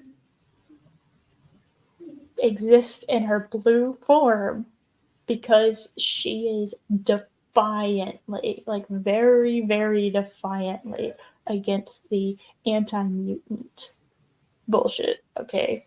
And so she will walk around basically naked in her blue form because that is who she is. That's her true self. And so she openly walks around in it as much as she can. She hates turning into humans because she feels like she's putting on their skin. Okay? That is made very, very, very, very, very clear in the first 2 X-Men movies. Incredibly clear. That is her character. She will not. If she can help it, she will not be in her. She will not look blue. Okay, she won't. She will look blue as much as humanly possible because of how her past that is alluded to and just her opinion on the whole situation. So I just for if Jennifer Lawrence had so much an issue with the blue skin and the makeup and stuff, then you need to get somebody else. I mean, the whole walking around naked in scales, that is a creation of the movie. She was never like that in the comics. Well, I'm talking about the movies. I know. I'm not talking. I know. Yeah. I'm not talking about the character in the comics. I'm just saying what the movie gave me. I mean, because I did not. She is. Because overall I don't like how Mystique was portrayed in the X-Men films because she's not Magneto's lackey like they. She's not this silent lackey like they showed her to be. She has way more agency. Yeah. And she, the whole she doesn't need to wear clothes. No, her shape-shifting abilities only go to her skin. So yeah, she does. No, that's fine. I don't know anything about her in the comics, quite frankly. So she's well, for one, she's better. She's way better in the comics. Well, that just seems to be the general take. Yeah. So, but Jennifer Lawrence is supposed to be portraying that character. I know. The movie character. So that was. Well, and I remember, way back in the day, Rebecca Romijn saying that for that makeup, you really need someone with modeling experience because of how intricate it is and how you need to move certain ways so that the scales don't fall off. And so the fact that they went with a young actress as opposed to a young model may have been a mistake. Yeah.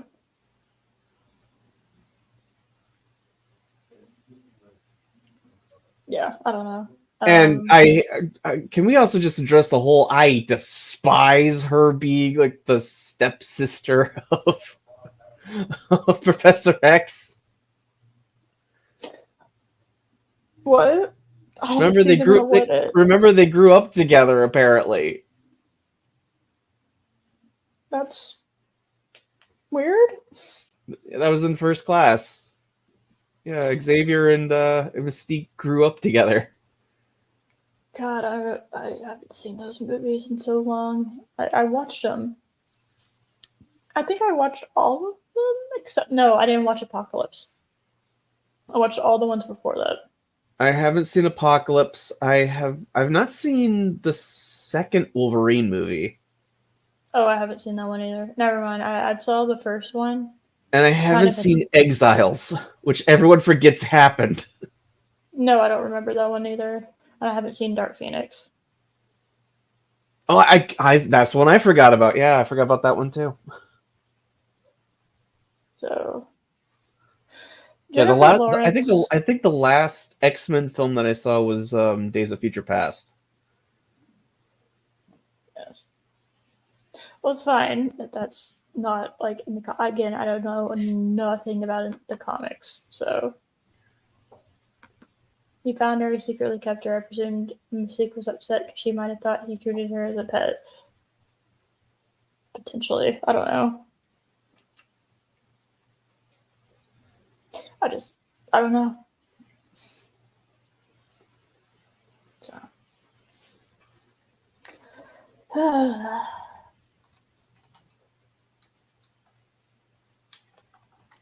Let me see. Is there anybody? Bella Swan again makes it.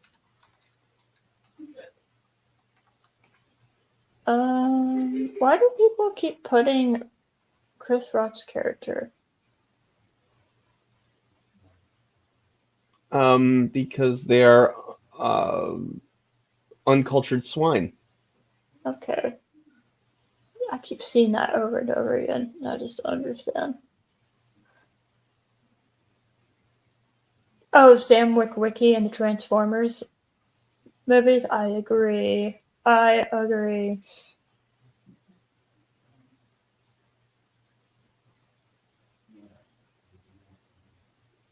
Because, oh my god. You know, I 100% agree with that. The Sam was the worst part of the Transformers movies, in my opinion.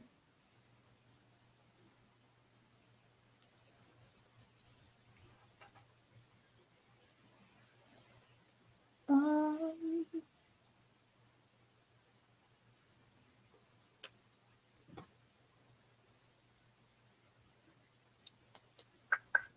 I'm just looking because it's funny because I was gonna have this stream about annoying characters, literally birthed on one character, and now I can't think about all of them.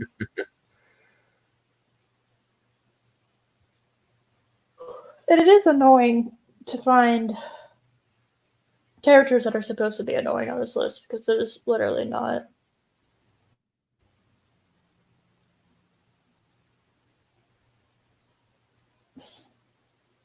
Like, stop putting Dolores Umbridge on there. What's that?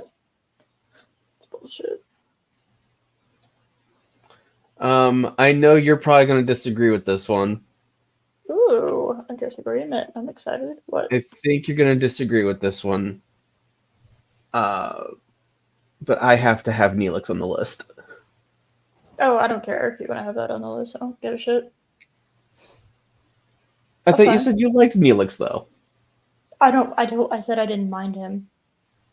Okay. He wasn't nearly as annoying as B'Elanna Torres was to me by the end of Voyager. So, like, in comparison, I would take Neelix, who was actually like, I don't know.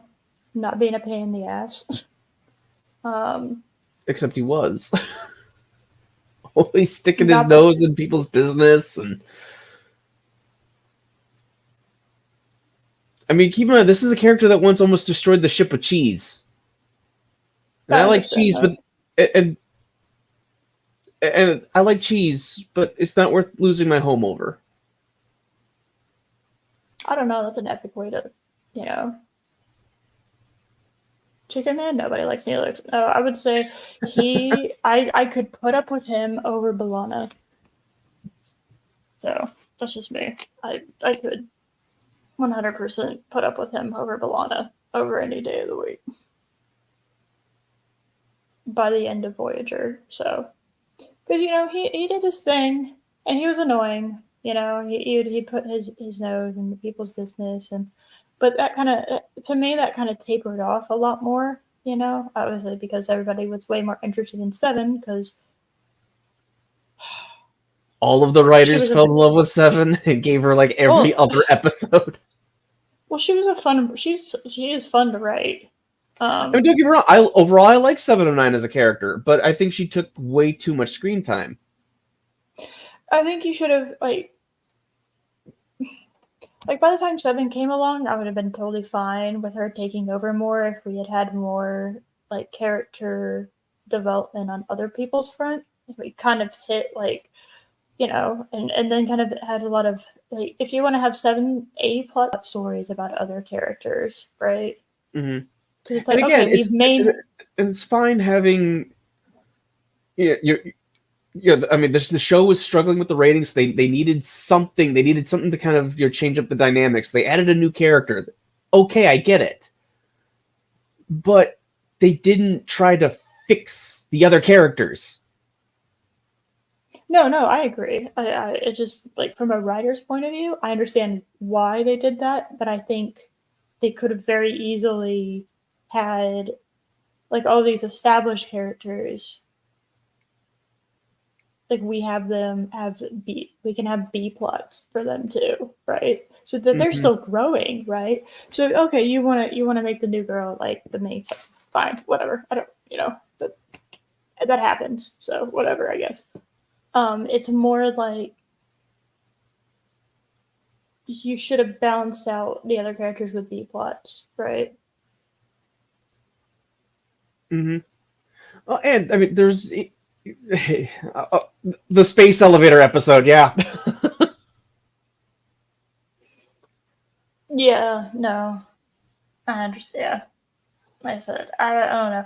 I was so annoyed by Balana that Neelix was kind of an afterthought. Like, yeah, he was annoying, but then it was like, okay, well, now I don't have to think about him because he's not on screen. I don't know.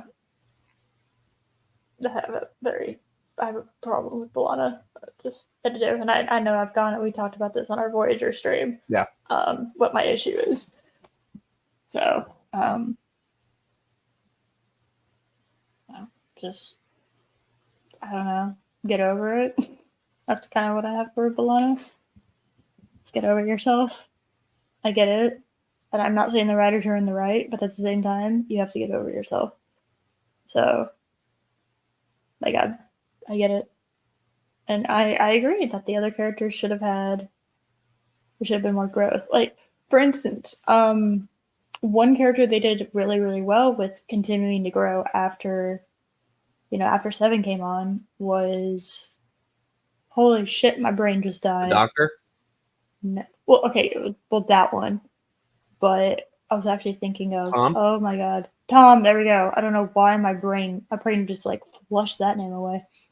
Because the mending of the relationship between him and his father continued after Pretty Seven came solid. on.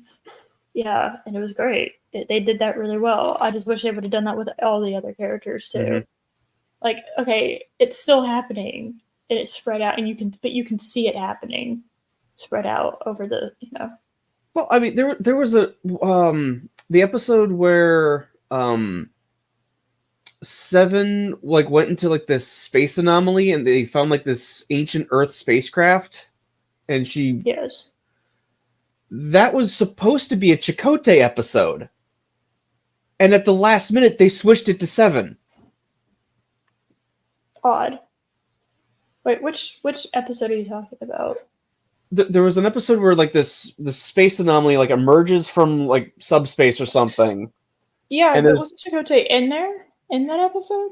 Like he actually, yes, like I he mean, was heavily involved in the episode, but then she goes out to actually retrieve it. That was supposed to be yeah, Chakotay because Chakotay has has a connection to history, and he wanted to see that. And they at the made it last, more about and yeah, then they they made it made more it more about about Seven. Seven having to learn about appreciating her human side of history and what humans have accomplished to get out here. And there's even a line because like Chakotay got injured or something, and he has a line about how he wishes he could go with her. It's like, yeah, he was originally supposed to. That's hilarious. Because again, the writers just focused a little too much on Seven. I will But say overall, that I they did did. like her as a character. I want to make Yes, that clear. yes, And we talked about all that on the Voyager stream. yeah. But I mean, annoying characters. Yours for Voyager is Neelix, and mine is B'Elanna, which I still think is funny. That we walked away with two different characters that annoyed us the most. Voyager. Yeah. Yeah, kind of interesting. Yeah. Now, here's a tough question. Oh, my goodness. Who's more annoying? Wesley Crusher or Will Wheaton? So, Will Wheaton, because he continues to give us new stuff, whereas Wesley is contained in episodes. That is true. And as irritating as Wesley Crusher could be, he often proved to be useful too. Whereas Will Wheaton, not so much. Yeah, no. For the most part, Will Wheaton continues to be very much just useless. Yeah. And yeah, Chris agrees. Yeah, Wheaton, yeah. Because at least Wesley actually did things. So He did more than just yell at people online. He was actually competent. Look at him go. Yeah.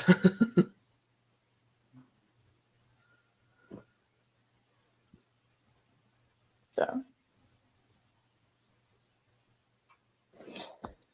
I think that's all I got. I can't think of anybody else. I'm sure I will when I get off this stream and eat something.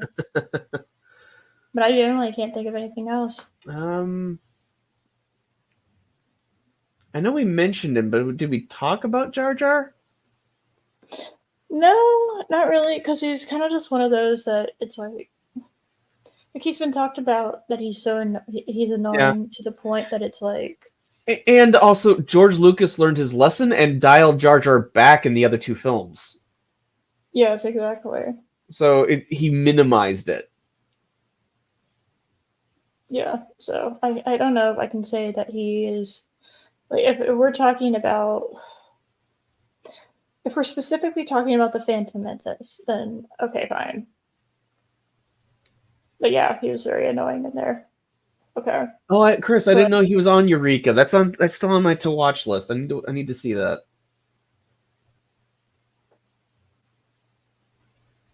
No. I've never even heard of Eureka. What is Eureka? It was it was on Sci-Fi or Sci-Fi, whatever it is. Okay, but like what is it about? I've never heard of the show, so I don't know anything about it. All I know it was a sci-fi show, and it got decent ratings, but I never checked it out, so I can't tell you what it was about much at all. Okay, so it got ratings, so obviously it got canceled, right?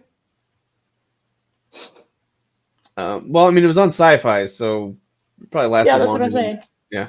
It got decent ratings and it was on Sci-Fi. That obviously means that it got canceled. So I think it was like 3 or 4 seasons.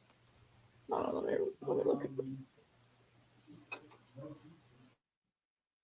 Um.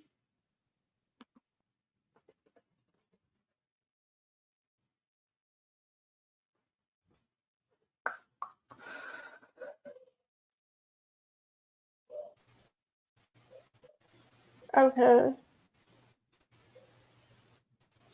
America TV show. 5 seasons. Okay, Okay. I'm it's a not fairly gonna. decent run for a Yeah, sci-fi show. Did Eureka get canceled? Well, the news of Sci-Fi canceling Eureka was a shock to everyone, especially to those who created the hit series.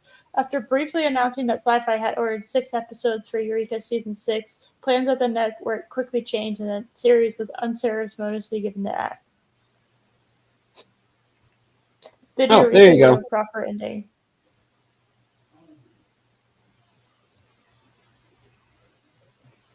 So, yep. Oh yeah, that's so funny.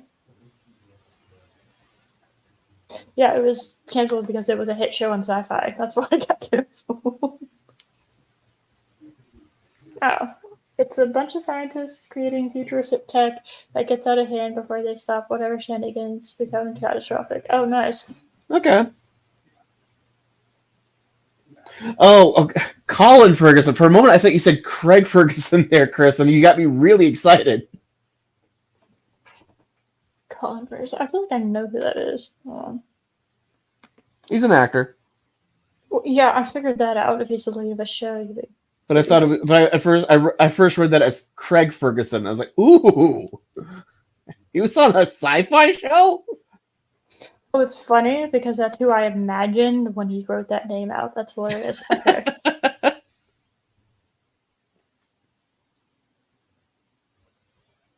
Okay, that's funny. No, I got nothing else. Yeah. I also got nothing left. Are we ending the show? Is that what's happening? I think so. Okay. All right, we're ending the show. How exciting. I got nothing else. Yeah, I got nothing else to talk about. All right, well. Josh, are you doing anything? You still doing your Picard stews? Still working on Picard Stoofs. All right. Well, I got nothing else going on because work has taken up all of my life now. Very exciting. Yay. It's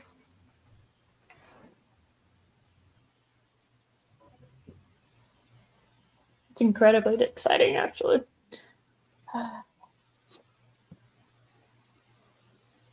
Yay.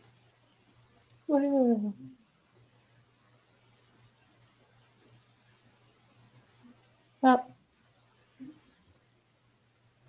bye, everyone. Solid ending. Well, I don't know what else to say. I'm hungry, That's that's what we got. When I'm hungry, I gotta go, and that everybody knows this at this point. All right. This is true. Look at that. Oh my goodness. Mater. I was very confused there for a second, and then I saw what yeah. Mater into Star Trek universe. I would like to hear about that sometime. Did he send you something on the Twitters? Oh my goodness. Oh, sent photo.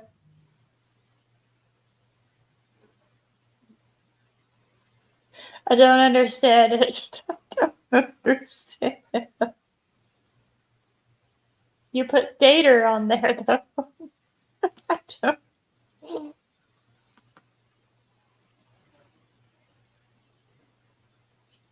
Can you Oh bring my that? god. Bring them. Take off Chris. Yeah, there we go. Beautiful. I don't understand. I'd watch it.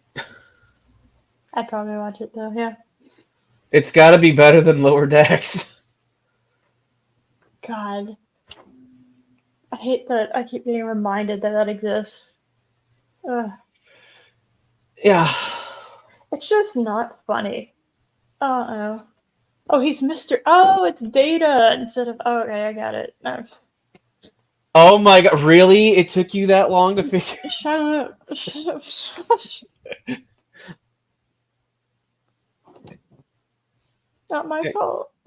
Yeah, 'cause he made him gold like the uniform No, I color. got And it. I got it now. I was happy for. Yeah, exactly. I was also happy. What the hell, Josh? you're welcome.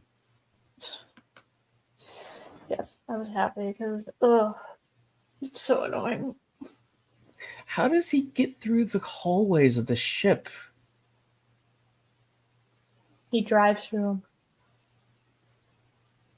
You've seen those hallways. I don't know if they're big enough for a tow truck. They are now. She's like, yeah, see, it's not my fault. I'm hungry. It's not my fault. Don't blame me. Okay. Ugh, how dare you?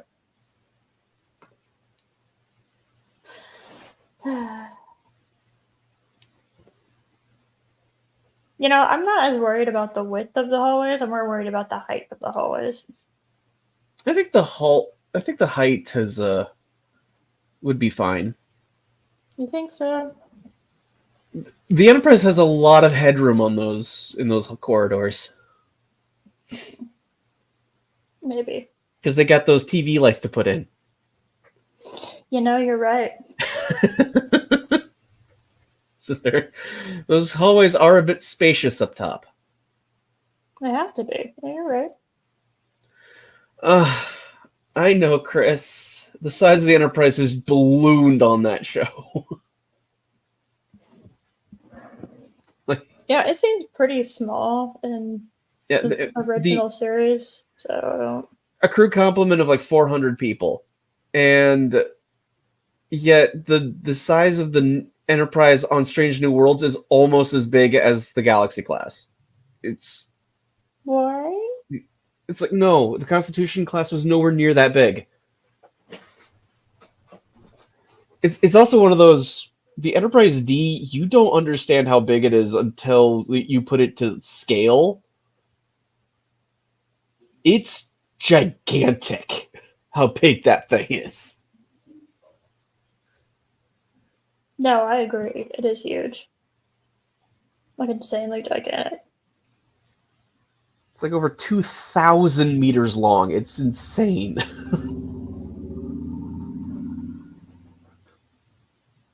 Bikers are out. Yes, they are.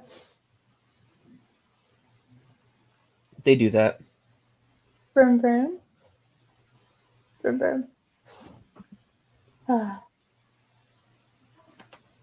Yeah, thank you for coming. Oh my goodness. Oh my Oh goodness. my goodness. You dirty mind, Chris. Bad Chris. For shame. This is a Yeah. children's show. This is a Just like family Five Nights friendly at show. Freddy's. Yeah, this is family friendly, okay? Obviously. I don't know what you're looking at. This is obviously family friendly. They have tigers in Ohio? First off, I'm in Pennsylvania. Wow. Secondly, yes. Oh my goodness. Oh my god. It was this right now. It is right. Why was I not notified? I don't know, Chris. All right. Maybe the email didn't go through. I don't know. You It's sent the an message on automatic. you sent the message on Twitter, and now it's X, so it never got through. Yeah, you know what? That's obviously what happened. Yeah. So it's not my fault. All right. How dare you insinuate it could potentially be my fault? I'm sorry. Yeah, everybody better be sorry, okay? Because nothing's ever been my fault ever. Wow. That's Yeah, I know. impressive. I know. That's impressive and not showing narcissistic tendencies at all. No, I've never been wrong. It's amazing how that works. Yeah, and to counter that, I am unbelievably humble. Nobody is more humble than I am. I can tell you that. No, I I am am the more humble. king of being humble.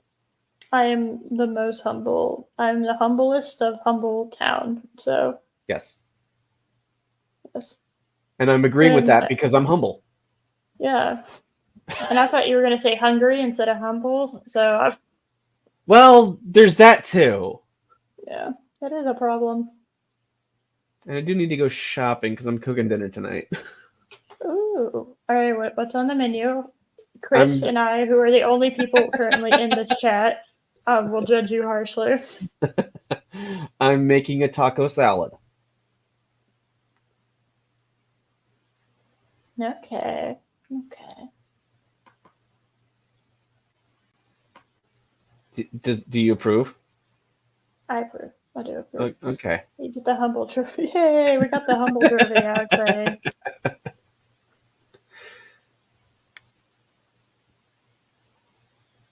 God, we really can't fucking close out shows, can we? Jesus Christ.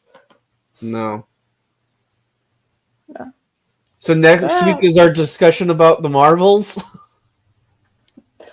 oh shit. Oh god. It came out Was that this weekend.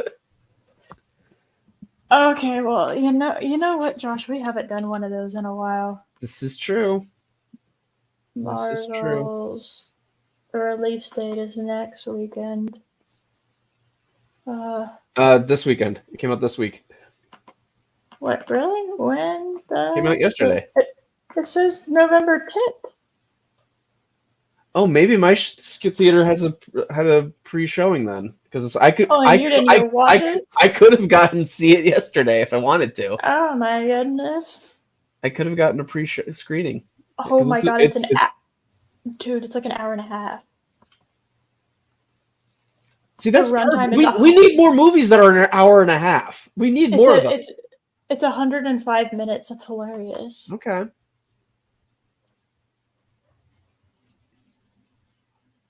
That's much better. That's a much better time. Yeah, I prefer that actually. And I haven't finished Captain Marvel. Funnily enough, the exciting space fighting sequence at the end is when I said, "All right, I'm done." So, all right, yeah, fuck it. We'll discuss Captain. You know what? Yeah, we're gonna discuss Captain Marvel on next weekend. And you know what? It's all Josh's fault if it's shit. I'm gonna blame Josh. How about blame Kurt? I'll blame you both. Actually, I'll just blame both of you. Yeah. Okay. There we go.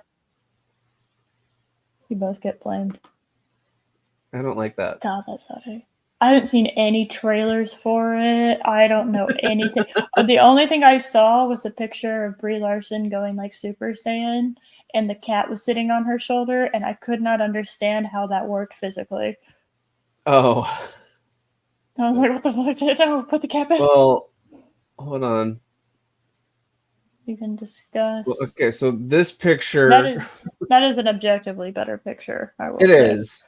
It is. But the image of this from the trailer, her head is floating. They couldn't get it right. It's like how do you screw that up? Well, they haven't fed their, CGI artists in their basement for a little while, and so they started eating the film, and they had to redo it. But just have her be in the suit on some wires and blow some hair on and blow some wind into her hair. That's all you have to do. It's not hard. No. Why do that when we can CGI? Because that would be way more effective and cheaper to do it that way. Yeah, but they're Disney. This is true.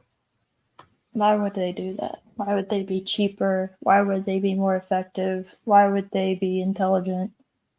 All right, Yeah, you and don't. this shot goes on for like 2 seconds in the trailer, and her head is floating. That's hilarious. It's Just like, what? how Yeah, do you guys? It's like, oh my god! yeah. They It's like didn't see you their can't blame that on CGI Brie. artist. You can't blame that on Brie. It's like Oh, what are you doing I kind of people? just, I kind of just feel bad for Brie at this point. Honestly, I just kind of like Yeah, she didn't have a shot. Like she does. She's so sheltered. She has no idea what the hell's happening in the universe. You know, I don't know. I feel like if you continue to hate on Brie Larson at this point, I think you need it. I think you need a little bit of a reality check. She's just kind of, hating and laughing at the fact that Captain Marvel exists as an entity and is hilarious are two different things. So I don't hate Brie Larson. I think no. she's kind of, kind of tragic as far as like a person goes. As far as not being prepared for anything as far as real life goes. And Captain Marvel was her big breakout role, and it is just a nothing burger of a character. And it's just kind of like, well, Wasn't her breakout role in Kong Skull Island, but then they didn't bring her back for the next one? literally nobody remembers her. And it's not until somebody mentioned she was in that movie that I remember that she was in that movie, because like Samuel L. Jackson and Tom Hiddleston are such big like eye draws, like, and charismatic people that Brie Larson, who has none of that, is just like she's just kind of like there in the background. It's like a ghost in a photograph. You're just like, oh Right. yeah, there's a ghost like back there. That's weird. Like, and it was she. Well, she's not a leading actress. She's not a lead woman kind of person. I have said repeatedly, I think she is a fine character actress. They're just having her having to be like a charming oh my goodness. That's Matt G. I know that's Matt G. Oh, is Hey, Matt okay. G. Yeah, Matt G. How's it going? I know Matt G's. I know how Matt G rolls. Yeah, I know Matt G. Okay. Yeah, and he even does the hello with like the 4 L's. Yeah, I know you. Yeah, that's Matt G. 100%. So, yeah. But yeah, we'll do I Marvel, the mean, Marvels next week, which God. I'll give you some credit there, Matt G. Taylor Swift is better than Disney Star Wars. This is true. I don't know. Can I just not have to deal with either one of them? I would prefer to just shake off Disney Star Wars. The Shake Off is a fun song, I will say. No, that was a fun song. She has a couple good ones. She does. My favorite song of hers is called Haunted. Nobody knows that song because it was kind of hidden on one of her first like albums, and I think it's objectively her best song. And it's when she was kind of doing it's kind of like a mix of like most of the music is orchestra. So Mm-hmm. it's I love mixing orchestra with other genres of music. I think it just makes whatever genre that orchestra music it makes it better. It just automatically makes that genre better. And so her using that, it just I think it's her best song, and she didn't do anything like it again. And I think she's a cringe person. So Oh God, yes. that's what I think. I think she's very cringe and very just. I don't know. I mean, She's okay. and the thing is, if it if Kanye West didn't do what he did, I don't think she'd be anywhere near as big of a star as she is now. No, in fact, I would probably go ahead and say that was staged. It's hard to say with Kanye because Kanye West is very much he does his own thing and kind of can't be controlled. So I don't know if it was staged. It could have been. I don't know. One of the, yeah, you're right. Kanye West is such a rogue. I literally cannot tell between meme and real person with him. Yeah. I just can't. Or I I'm cannot sorry, tell. isn't his name Yee now or something? I don't know. No, I refuse. That's so stupid.